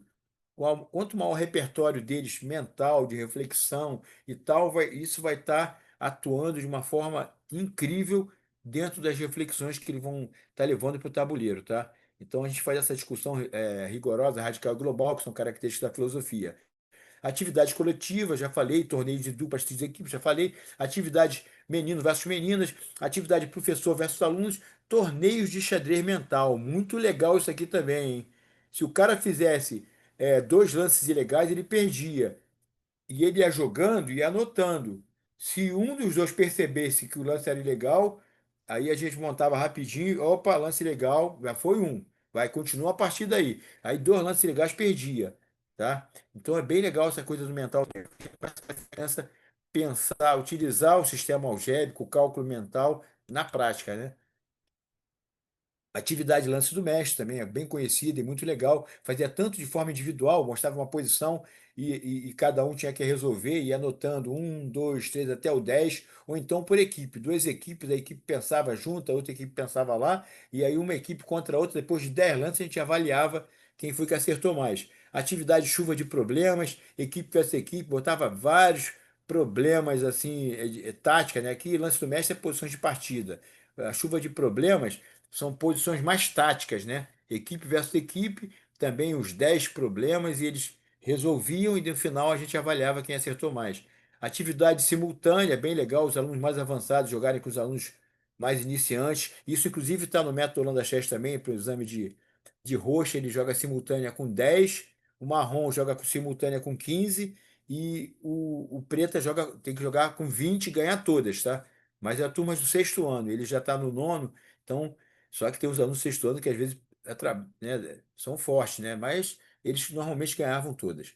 Simultâneo com alunos mais graduados, contra os iniciantes. Atividade, eu fazia sempre um torneiozinho de 5 minutos, que era tipo um circuito, várias, os quatro, cinco etapas. No final, quem pontuasse mais ganhava uma premiação. Outra atividade interessante é a dramatização na história do xadrez, né? A gente vai contando a história. Eu era o narrador, fiz teatro, como eu falei para vocês, muito tempo. Então eu narrava a história e eles iam desenvolvendo. Era uma vez um rei.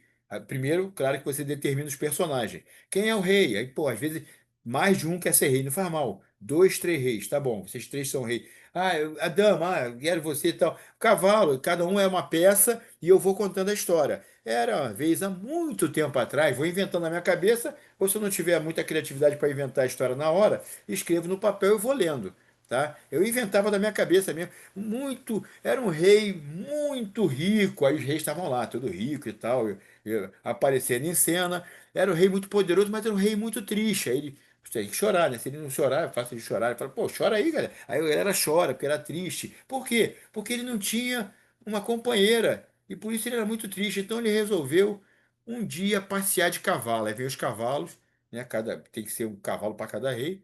Aí os caras vão passeando pela sala e tal, procurando a dama. Aí, quer dizer, a brincadeira é essa, né? Você narrar a história fictícia, não é a história real do xadrez. É uma lenda aí, né? Do xadrez. E eles curtem muito, principalmente as séries menores, né? Você contar a história, eles vão conhecendo todas as peças, né, durante essa narrativa e ao mesmo tempo se diverte de uma forma bem lúdica.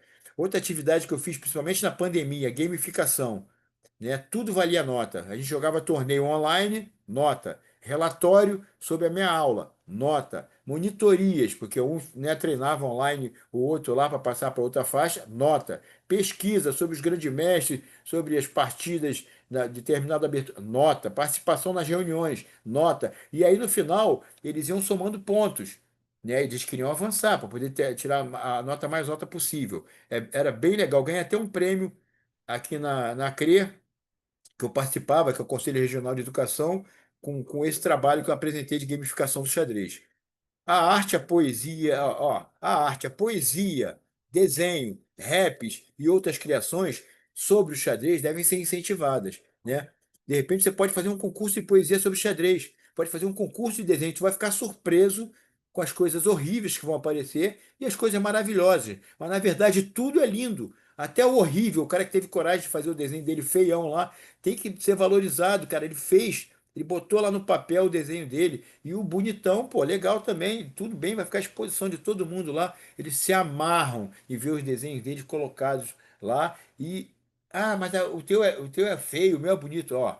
Aí você começa a discutir a questão do bullying, a questão da valorização de cada ser humano dentro do espaço, entendeu? É muito legal, porque você fala para eles, olha só, ele fez de coração aquilo ali, o desenho dele é importante, tão importante quanto o seu. O seu pode ser até mais bonito dentro da sociedade, aí no plano estético e tal, mas no plano das relações, cara, ele ter feito o desenho é show. E aí, isso, cara, isso valoriza o cara, valoriza o outro começa a perceber de uma outra forma o trabalho que o colega fez. A poesia vai acontecer a mesma coisa. Pode ser que um cara que desenhe mal seja excelente poeta, né? E um cara que seja mal nos dois aqui seja um excelente rapper, né? E outras criações mais, né? Pode fazer massinha com os menorzinhos, fazer um torneio de massinhas, ou então só uma apresentação, uma exposição de massinhas, né? Os pequenos, não é legal nem fazer torneio, é melhor fazer uma exposição mesmo. Então, assim, são muitas coisas dentro da arte que podem ser desenvolvidas com xadrez com as classes menores,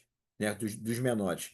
A atividade de xadrez de reciclagem, cheguei a fazer xadrez com garrafa PET, cheguei a fazer com tampinha de garrafa, né? Você bota cola, tem na internet aquelas pecinhas, né? De xadrez, e aí você cola na tampinha, você fica com um xadrezinho de tampinha. Pô, bem legal para o pessoal que não tem condição de estar comprando xadrez e também oferecendo uma alternativa para ter mais jogos para poder trabalhar. Agora, né? Despejei um monte de informação em cima de vocês. Agora, aquela coisa que eu falei do empreendedorismo digital. Eu acho bem legal isso aqui, achei bem interessante e trouxe para vocês também como um adendo dessa parte dessa aula que a gente está desenvolvendo hoje, que é a parte do planejamento e da execução, que é a possibilidade de qualquer um de vocês aqui tá abrindo um canal, né? Um canal digital no- lá no YouTube e tal, e começar devagarinho com uma possibilidade. Fala, quem quer falar? Ah, ok? Não. Então, assim, a possibilidade de vocês começarem. Por exemplo, você vê o colega lá do Paraná que está com um trabalho excelente, de repente ele já podia estar com um canal de treinamento.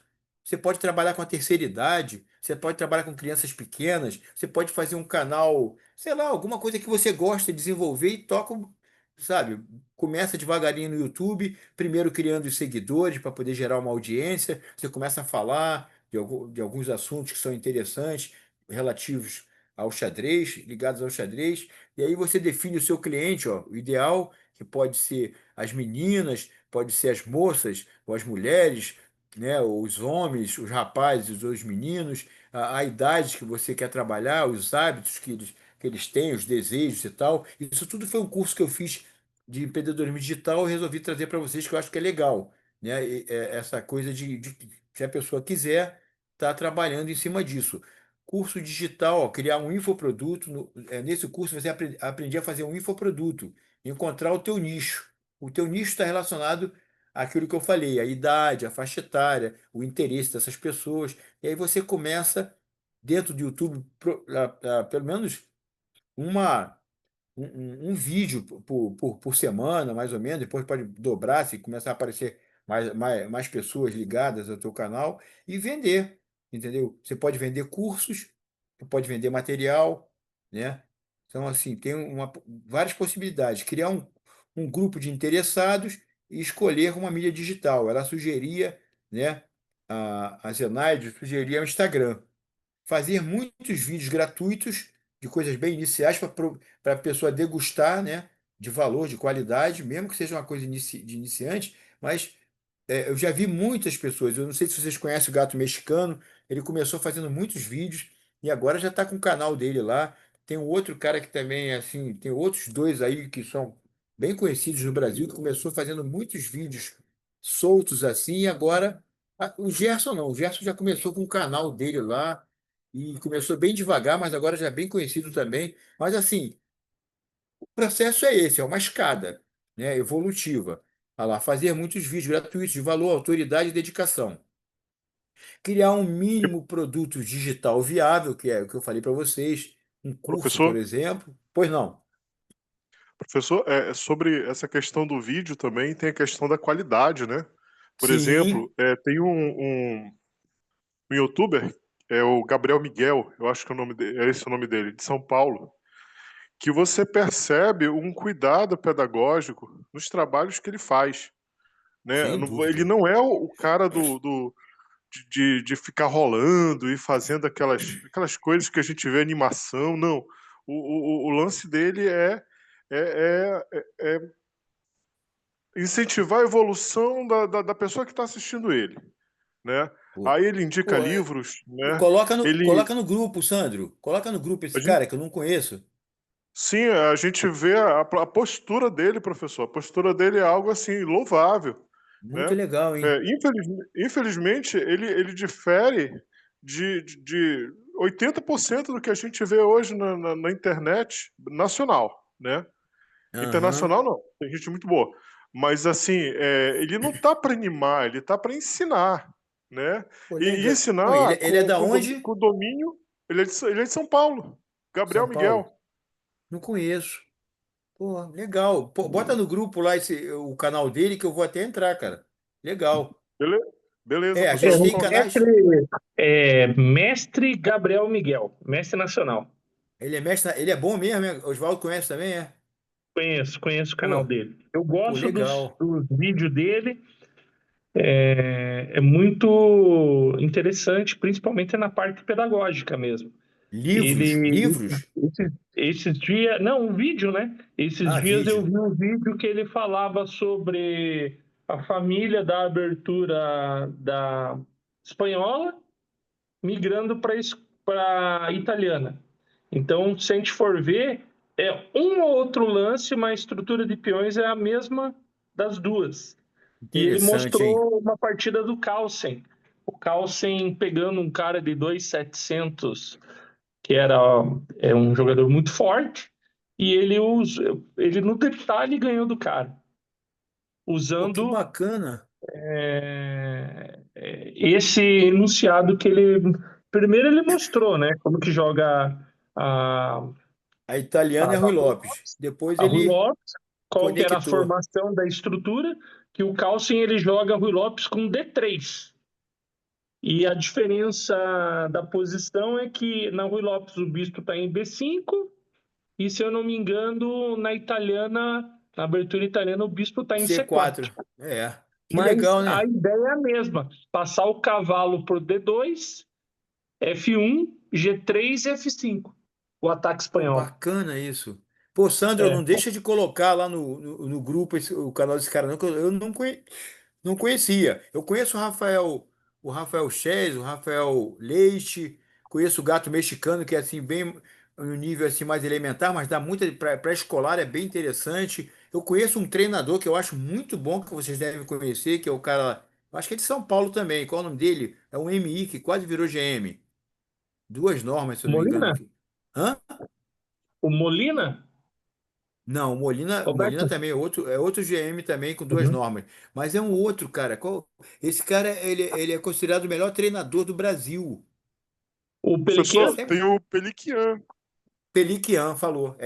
Esse cara é Peliquian. muito legal também, tá? Os vídeos dele são muito instrutivos. Ele é um excelente treinador. É considerado o Dvorevsky do Brasil, né? Porque ele já formou muitos campeões, assim. Além de ser um jogador excepcional, que é o MI, que faltou com duas normas, que nem o Molina aí para virar GM, que nem quem tá nessa situação também é outro jogador que era até aqui do Rio de Janeiro, cara. Na verdade, ele é do Rio de Janeiro, né? Esqueci o nome dele agora. Ah, o Diego O Limpe? Bernardino, tá? Ah, o Não, o Bernardino. Bernardino. O Lipe não chega mais, já tá velhinho. Mas o Bernardino ainda tem alguma chance. Ele tá sempre beirando ali, quase chegando, igual o Molina, igual os outros. Mas é difícil, cara. A chapa é muito quente. Com a tecnologia agora, os GMs estão voando e garotada nova. Às vezes tu pega um cara de 2100, 2200 e o cara já tem 2400, 500, entendeu? Por causa que é repetição, aquilo que eu falei da memória de procedimento. O cara pega, joga bullet, blitz, estuda, joga. A memória do cara é cheia de linhas, entendeu? Aí ele conhece as linhas, sabe onde acontece o erro no detalhe e como aproveitar aquele detalhe. Aí você encontra esses caras aí vai confrontar com eles, é bem difícil, cara. Bem difícil de Professor, ganhar. Bem, eu, fala, Sandro. eu acredito que na minha parca avaliação, eu acredito que o Gabriel Miguel esteja alguns metros, né, acima dos demais, professor, porque assim, ele, além de ser muito talentoso naquilo que ele faz, ele joga bem, né? Eu acho que ele poderia ter ido mais longe, mas ele sacrificou o próprio talento em prol do ofício dele. E tem uma cultura também Sacrificou é ótimo, formidável, Sandro. professor. Sacrificou é ótimo.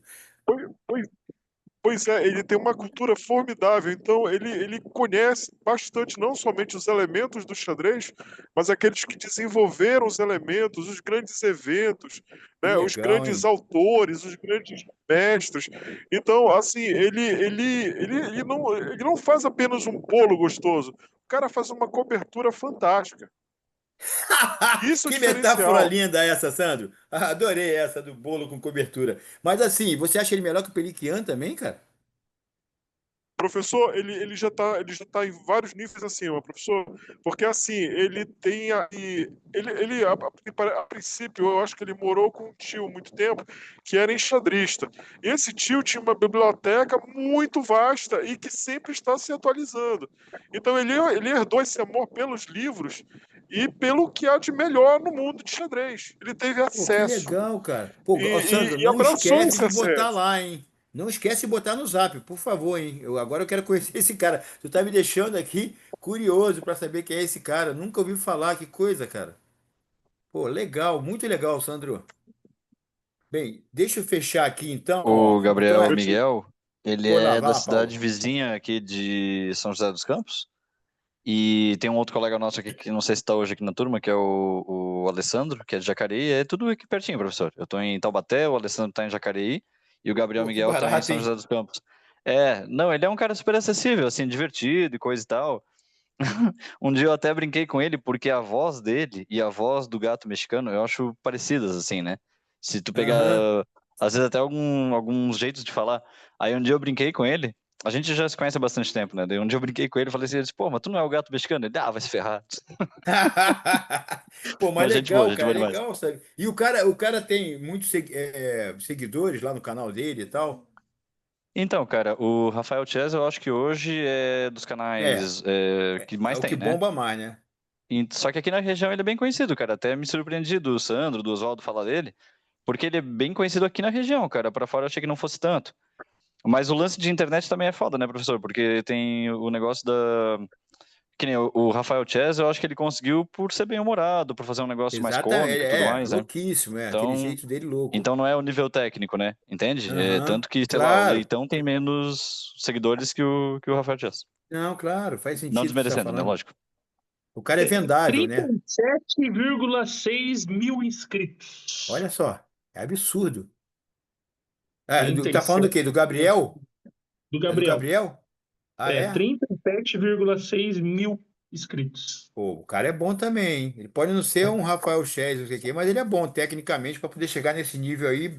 Pô, show de bola. Pô, legal, quero. Não esquece de botar para mim lá não, que eu vou começar a Já virar coloquei, fã. Sor, já coloquei no grupo lá. Ah, legal, legal. O pessoal todo aqui do curso, pô, participar disso aí. Bem, deixa eu fechar aqui, né, que já tá, ó, criar um mínimo produto digital viável é bem legal. Então, você vê, vocês estão dando exemplos aí práticos, né, de canais viáveis.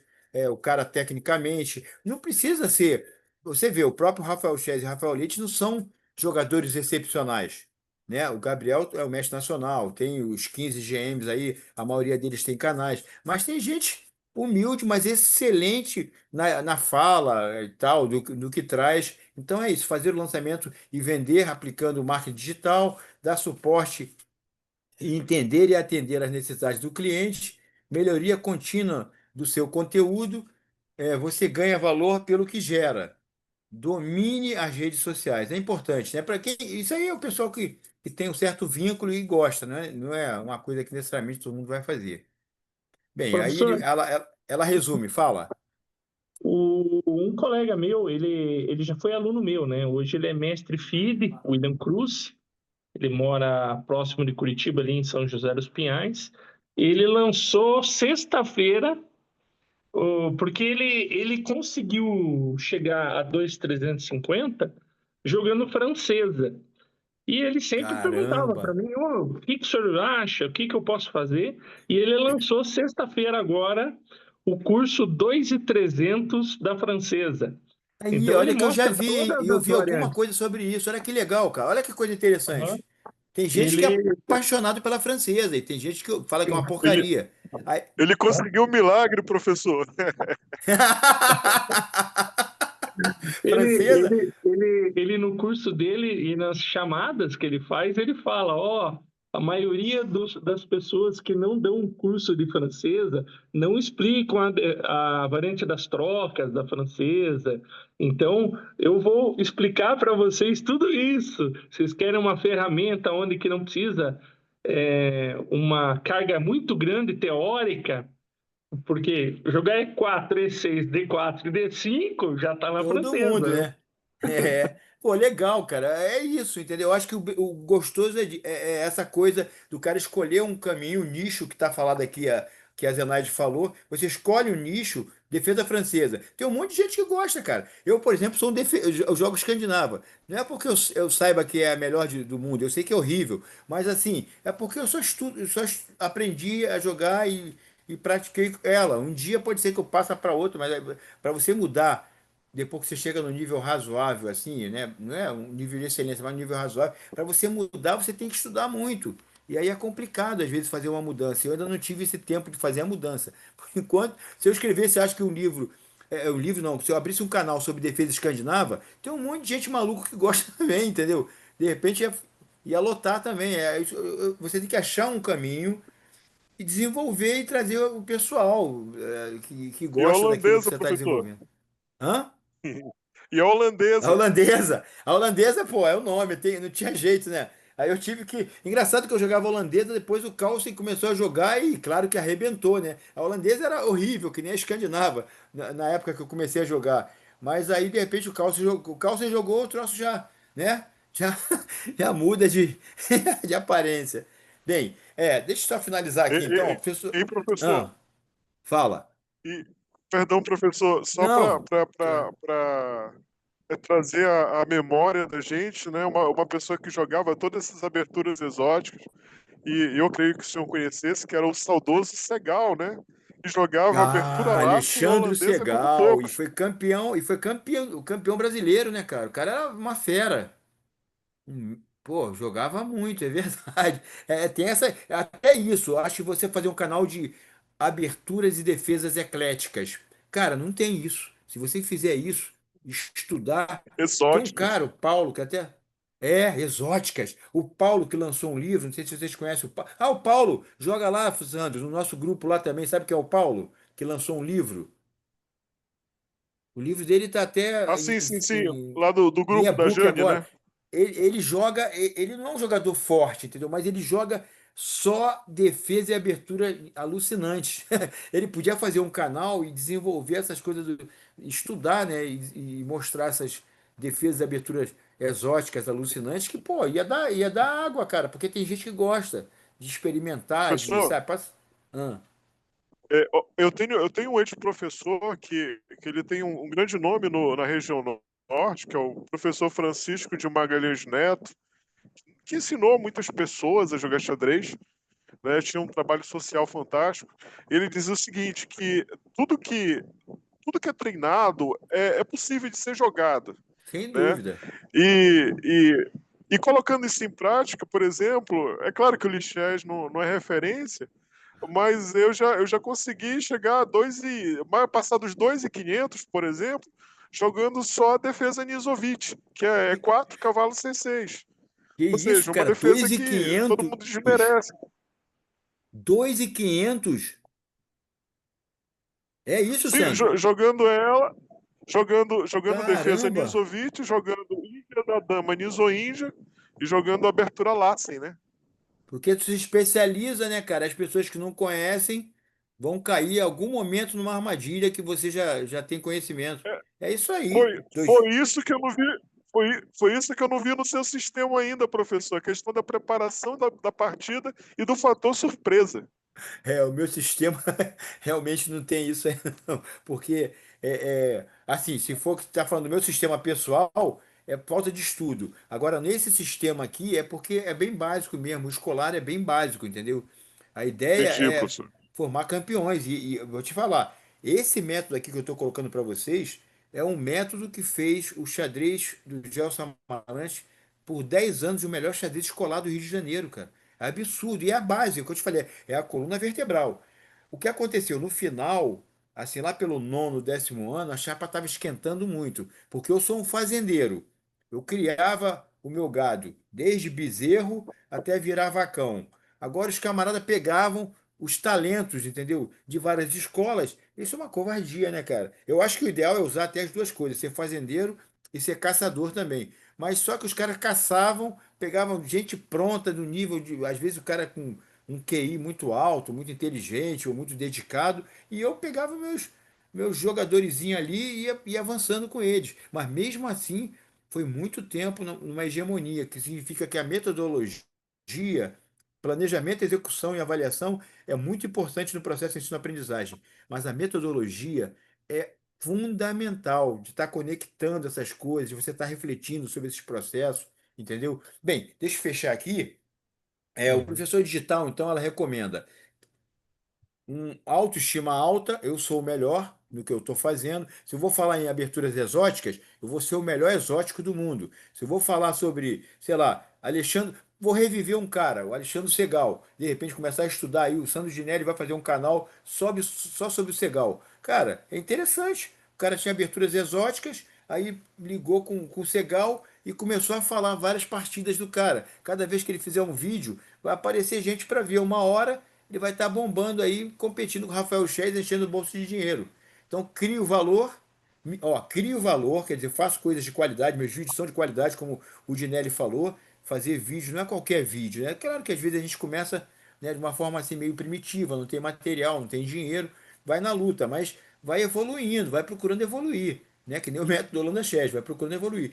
Cria o valor, quer dizer, tem coisas de qualidade para o pessoal. Eu tenho boas relações, bons contatos, isso é muito importante, porque quanto maior você tiver do número de pessoas aqui, é claro que mais gente vai estar querendo assistir teu canal. E cada dia mais e mais habilidades. Excelente professor, tá aqui no Sou Melhor também, né? Trabalho de qualidade, transformo vidas. Quer dizer, o que eu estou colocando faz uma alteração na vida das pessoas, ou porque ela gosta de jogar xadrez e vai começar a aprender o Segal melhor, entendeu? O Alexandre Segal, ou vai aprender melhor o Korchnoi na defesa francesa, ou sei lá, alguma coisa vai estar acrescentando na vida dessas pessoas, no mínimo um passatempo agradável, né, de estar aprendendo alguma coisa nova. Dedicação ao trabalho, a pessoa tem que dedicar um certo tempo. A Zenaide, inclusive, falava que ela trabalhava 8 horas por dia e deixou de fazer isso para trabalhar com o professor digital, esse curso que ela dá de empreendedorismo digital, e ela trabalha agora 3 vezes na semana, trabalha em casa e meio turno, estava morando mostrou nos vídeos ela morando numa cobertura lá em Copacabana. Quer dizer, trouxe uma mudança de vida para ela absurda esse investimento em empreendedorismo digital, né? Eu só quis fazer o curso porque é legal, é mais uma informação, mais um conhecimento, eu estou sempre estudando. Dedicação ao trabalho, faço feliz as pessoas, porque elas acabam criando uma possibilidade de uma renda extra. Minhas ideias são soluções para as pessoas e também sou capaz, né, ajudar as pessoas a resolver problemas. O resumo que eu fiz do curso para vocês aqui, para quem tem interesse em desenvolver um canal no YouTube, ou seguir em frente aí, virar o futuro Sandro Chess, sei lá, ou então o Laudelino Chess, não sei, um de vocês aí, de repente, criar um canal e bombar aí por aí. E fora isso, qualquer dúvida que vocês tiverem lá no grupo, eu viajei esse final de semana, fui para Nova Friburgo jogar um torneio, então assim fiquei meio fora do ar. Mas agora, durante a semana, entendeu? Se vocês quiserem estar discutindo a questão do empreendedorismo, qual é o meu negócio, inclusive eu vou botar isso como temática. Qual é o meu negócio? Né? A provocação é essa, de vocês tentarem pensar em uma possibilidade qualquer, ou se não quiser pensar, tudo bem também, que é só mais atividade reflexiva. E também não esquecer que na próxima aula a redação científica, né? Vocês têm que ter colocado. Eu vou estar refletindo com vocês. O que eu quero são as etapas metodológicas, isso é muito importante, porque isso é o pensamento científico, introdução, objetivo, metodologia, que a maioria vai ser revisão de literatura, a discussão de resultados e a conclusão. Essas etapas 15 a 25 linhas já vai ficar na configuração do resumo que que o amigo aqui já adiantou e já fez até, eu vou depois estar avaliando tudo isso aí para poder estar passando para vocês, que eu não quero demorar a entregar a avaliação de vocês, muito pelo contrário. Agora, só que eu vou dar uma avaliação, vamos supor que eu tenha dado, a redação vale 50, o resumo 50, e pode ser melhorado com a nota, do mapa mental. Mas eu vou querer mais é que vocês aprendam os 10 que estão faltando. Se faltou o cara, de repente, botar na metodologia, ó, tá faltando a metodologia, ficou legal, né? Mas está faltando os aspectos metodológicos, as etapas metodológicas. Está faltando ficar 15 a 25 linhas. Faltou aqui a tua formatação, algum aspecto da BNT aqui e tal. Aí eu vou estar colocando para vocês poderem fazer a correção. A gente não pode ficar fazendo muito tempo de correção, porque senão acaba que dispersa um pouco a questão das notas, né? E são muitas notas para eu poder estar passando para vocês aí, e eu quero entregar no prazo, beleza? Então, material no Google Classroom, né? Vocês já sabem, já estão passando lá por dentro. Qualquer coisa que vocês quiserem a mais, ou pelo Zap, ou pelo Google lá, pode chegar e falar, professor, as perguntas que vocês fazem aqui, ou alguma reflexão que ficou em relação às duas aulas que foram dadas, pode colocar lá no grupo, que aí cria o debate. Ou então, professor, estou criando um debate. Esse lance que ele falou do Gabriel aí, cara, é muito legal isso. Esse aí podia colocar no grupo. Já vai colocar no grupo do Zap, né? Ele já colocou até para poder refletir, mas qualquer outras coisas que vocês acharem interessantes dentro da questão do xadrez na escola e suas potencialidades, dentro das reflexões que a gente vem fazendo até o momento, coloca no Zap, coloca lá no grupo do Google Classroom e a gente vai debatendo. Participem dos fóruns, né? Então, qual é o meu negócio? É legal vocês colocarem, tá? Dentro lá do Zap, para a gente poder debater quais ideias que a gente pode pensar para fazer um canal legal no YouTube, quem sabe até um canal coletivo, que eu acho que nem existe, de repente é uma ideia possível, né? Vou antecipar algumas informações, a aula invertida com relação ao que vem depois, né? Que é a avaliação. Já falei um pouco para vocês, então não preciso nem estar falando isso aqui. E, na verdade, a aula invertida já acontece no Google Classroom, do momento que eu coloco todas aquelas aulas para vocês, e vocês podem estar vendo os vídeos antecipadamente e trazerem reflexões. Isso aqui, a data não é essa, né? Dia Mundial da Educação, mas o importante é o que está escrito aqui. Para gente, né, que trabalha com xadrez, que gosta de ensinar. Parabéns a atores principais da educação, as professoras e os professores. Os professores são a força mais influente e poderosa para a equidade, acesso e qualidade na educação. A nossa responsabilidade é essa, galera. Então, assim, ajudar alguém no xadrez, melhorar o jogo do xadrez, pode estar mudando a vida dessa pessoa. E não acumule atividades. Então, toca a redação, toca o mapa mental, discute qual é o seu negócio lá no grupo, para que a gente possa passar a próxima aula, o resumo científico, e já começar a trabalhar em cima. Eu vou avaliar a redação de vocês o mais rápido possível e passar as notas, e depois a gente finaliza o curso com vocês finalizando o resumo científico, que é a parte mais fácil de formatar. Depois que tiver uma redação bem feita, nas etapas metodológicas, o resumo é tranquilo e aí vocês finalizam e saem com a minha nota, tudo certinho, já passado pela matéria, que o objetivo aqui não é avaliar de forma classificatória. Eu sou um defensor, como vocês viram, do processo que o aluno possa aprender tudo. Eu aprendi isso, não sei se eu cheguei a falar isso com vocês, no karatê, né? Eu fazia exame de faixa, aí mostrava lá o professor, ó, você tirou 8. Pô, professor, eu posso melhorar? Ele pode. Voltava, treinava, tirou 9. Voltava, treinava, tirou 9,5. Ele dava todas as chances do mundo. Eu achei isso incrível. Nem todo mundo vai aproveitar isso, mas o aluno que quer aproveitar, quer melhorar cada vez mais, entendeu? Eu ia até o 10. Todos os exames de faixa que eu fiz, eu passei com 10 porque eu treinava e vinha, voltava, melhorava, eu perguntava para ele o que eu tinha errado, o que eu podia melhorar. Então, esse processo que eu quero deixar para vocês aqui, em termos de avaliação, ofereçam tudo que for possível para os seus alunos. Não classifiquem. Ah, tirou 5, tirou 4, tirou 3, tirou 6, ou só aprendeu isso. Não. Vai lá, ajuda. Os pares podem ajudar, né? Você pode dar uma ajuda melhor, dar mais uma chance para ele. É claro que vai ter que ter um tempo, né, para que isso aconteça, mas é bem legal que aconteça. Tá ok, pessoal? Então aqui finaliza, deixa eu dar o stop aqui. Deixa. É. Então, pessoal, se tiver mais alguma coisa, né? Vocês podem falar aí, ou se quiserem falar depois no grupo lá também. Acho que foi bem legal as participações aí.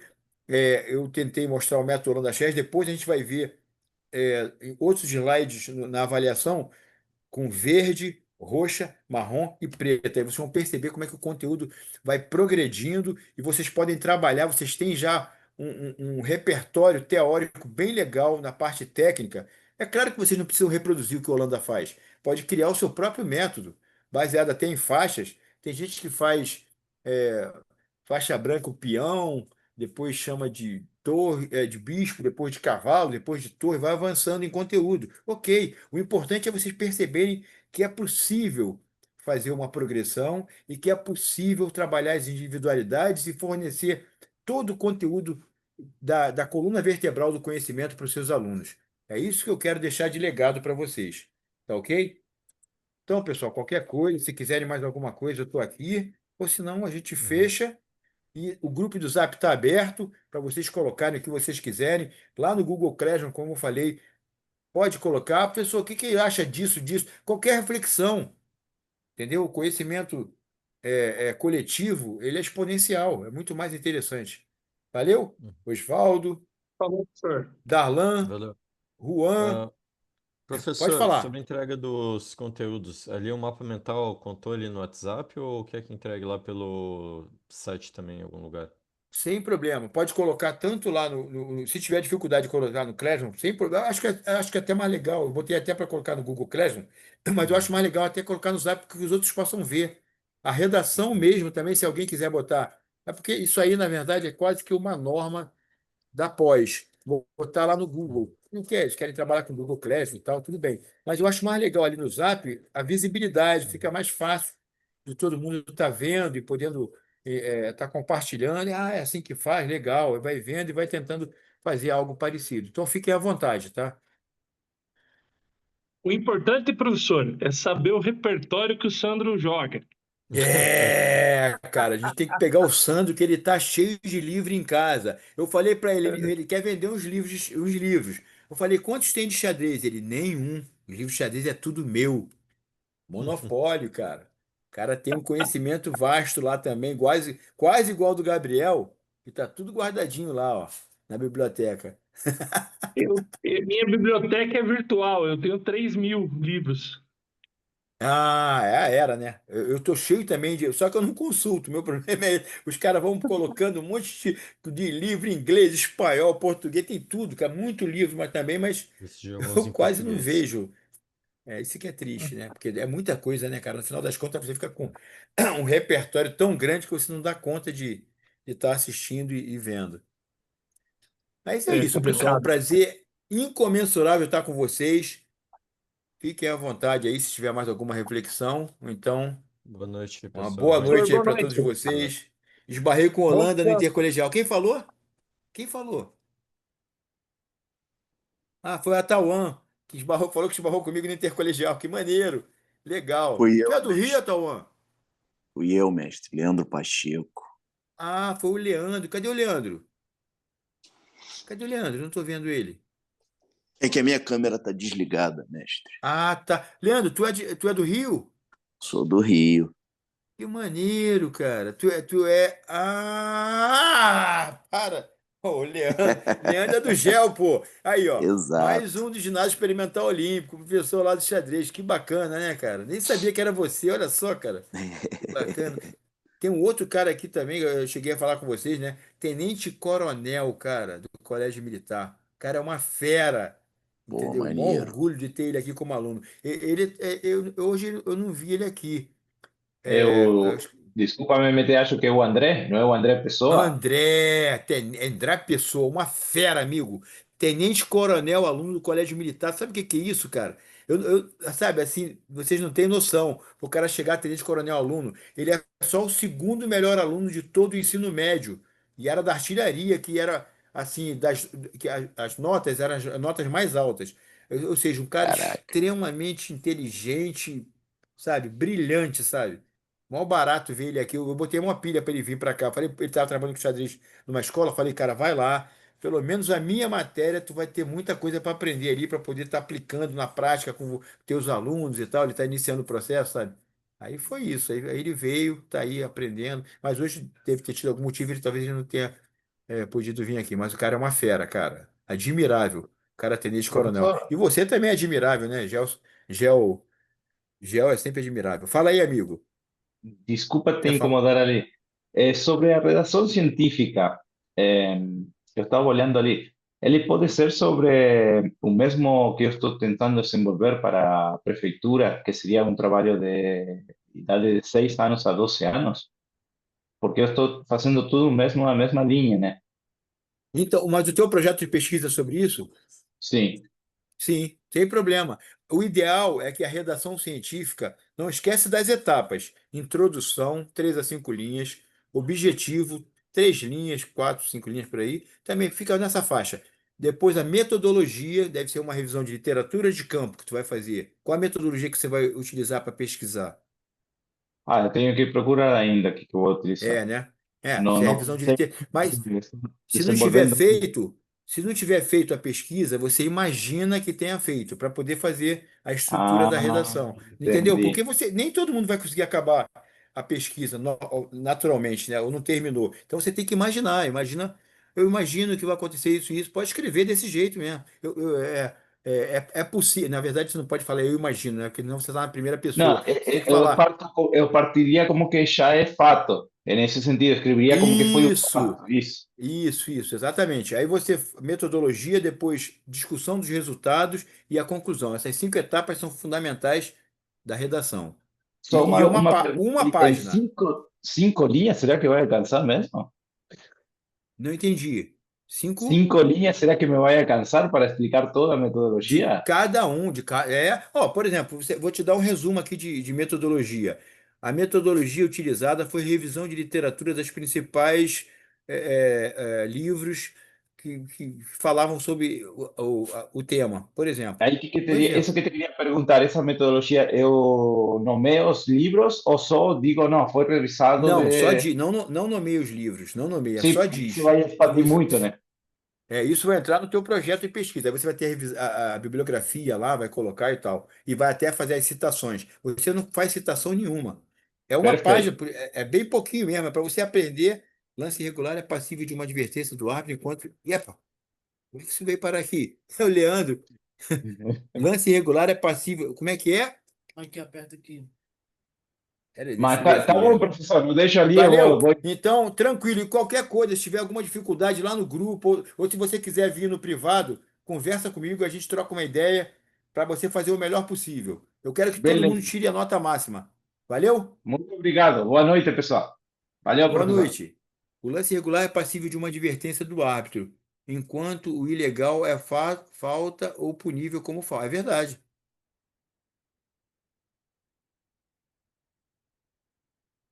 Ah, não, mas, Leandro, tu tá perguntando isso para mim? É isso mesmo? Leandro? Não, mestre, eu estou respondendo ao Atawan. O Atawan Ah, tá. perguntou Não Ah, foi tá. ele, a foi diferença, isso porque aqui. lá no Tá bom. intercolegial, os meus meninos sub-18 sofreram algumas sanções que não deveriam ter sofrido. Ah, 11 Teve erro de Entendi. arbitragem lá. Ah, tá, entendi. Eu boiei, pensei que era comigo. Eu falei, caramba, não entendi nada aqui. Eu queria saber a diferença entre lance irregular e do lance legal. O ilegal é punível, o irregular pode ser punível também se for cumulativo. Se Sim, acontecer sim. 2, 3 irregulares, agora o primeiro irregular, normalmente não se pune, né? Só se for um ato radicalíssimo. Não faz sentido. Ou um árbitro iniciante que não conhece Ou tanto a isso, regra. ou ele não conhece a regra, exatamente. É possível também. Aí eu fiz um curso recentemente de arbitragem para poder reciclar, né? E Uhum. passei tudo para os meus alunos, cara. Eles, professor, você não Problema. falou que isso e aquilo? Meu Deus. E não tem muito como. Eu expliquei, cara, você tá certo, o árbitro que tá na mesa tá errado. Chama o árbitro geral. Eles não E ele chamavam. fez isso? Não, eles não chamavam. Ficaram sem graça Ah. de chamar o árbitro geral. Não, deveria chamar o Elcio. É, eu falei, cara, você Você tem que falou o chamar. correto, era isso que tinha que fazer mesmo, falar com com o árbitro principal. Aí eu dei o Caramba. feedback lá pro Elcio, ele falou que ia averiguar, mas assim, grandes chances de continuar a mesma equipe. Mas foram erros assim Caramba. crassos, do É mesmo, tipo, é? o meu aluno ia mexer uma torre, por exemplo, só que ele levou a torre até a posição, só que ele não soltou a torre. Ele viu que ele ia ser capturado, ele levantou a torre para ver onde é que ele ia jogar. Aí o cara do outro lado da mesa automaticamente levantou a mão e falou: peça tocada é peça jogada. Aí o árbitro foi lá e deu falta nele, Que isso? sendo que ele não soltou a peça. Assim, ele poderia até advertir: pô, coloca a peça na posição Claro, inicial onde ela claro, claro. estava Aham. e pensa e depois mexe. Mas, enfim, são pequenas coisinhas que a gente. E na mesma jogada, deu a segunda falta em seguida. É, isso Mas aí aí. a falta foi do menino mesmo, porque quando ele falou volta a jogada e, e continua o jogo, o menino pegou em outra peça. Aí ele trocou a peça, ele tomou a falta. Só que o cara contou duas em uma. É, isso aí, cara. Infelizmente, essas competições sempre acontecem, né? Erros assim. Eu procuro até evitar de perceber. O Flávio, por exemplo, tu conhece o Flávio, né? Sim, O sim. Flávio, ele pede guerra lá, brigando o tempo todo. Eu procuro evitar, saio de fininho, evito, porque é Não, eu tanto não entrei problema. em discussão nenhuma na hora. Depois que eu É, cheguei, eu falei com os meninos, cara, acontece e tal. Nem todo porque é mundo tá com duro, a né? regra tão fresca. São muitas regras. O meu aluno chorou também. Aí eu falei, cara, você tem certeza? Ah, não, pode. Aí eu falei, cara, deixa isso pra lá, vamos jogar, joga ele. Acabou recuperando depois, lá esqueceu do choro por causa de uma E derrota, que ele falou que o garoto mentiu, entendeu? O garoto é, mentiu. exatamente. O garoto mentiu e o árbitro também não averigou. Aceitou Pois um é. lado da posição sem saber o resto. É, Ok, não tem complicado. como fazer o jogo acompanhado, visto e coisa do tipo. É, triste. Mas assim, eu vou contornando, né? Mas aí eu fiz o feedback pro Elcio, eu falei, Elcio, eu não quero mudar nenhum placar, não quero nada disso. Mas ó, teve erro de arbitragem, os meninos sentiram muito a diferença de arbitragem, porque foge à regra. E aí, se a gente trabalha com a regra e o árbitro foge à regra, fica aquela. Pô, professor, você É, não disse que era isso? sem dúvida. É, complicado, né? Mas eu Mas tava desde a aula passada para falar contigo que eu tô aqui. é chato, é chato. Mas, Leandro, é isso. 2026 chega mais forte. Fala para eles que chama na hora que acontecer o árbitro principal, entendeu? Para tudo, na hora. Não é nem depois falar contigo para depois tomar providência. É na hora. O Flávio é chato. E até extrapola às vezes, algumas coisas, mas ele é na hora, amigo. Aconteceu alguma coisa com o aluno dele, ele Pô, já veio com machado, flecha. um menino pequeno meu do sub-15,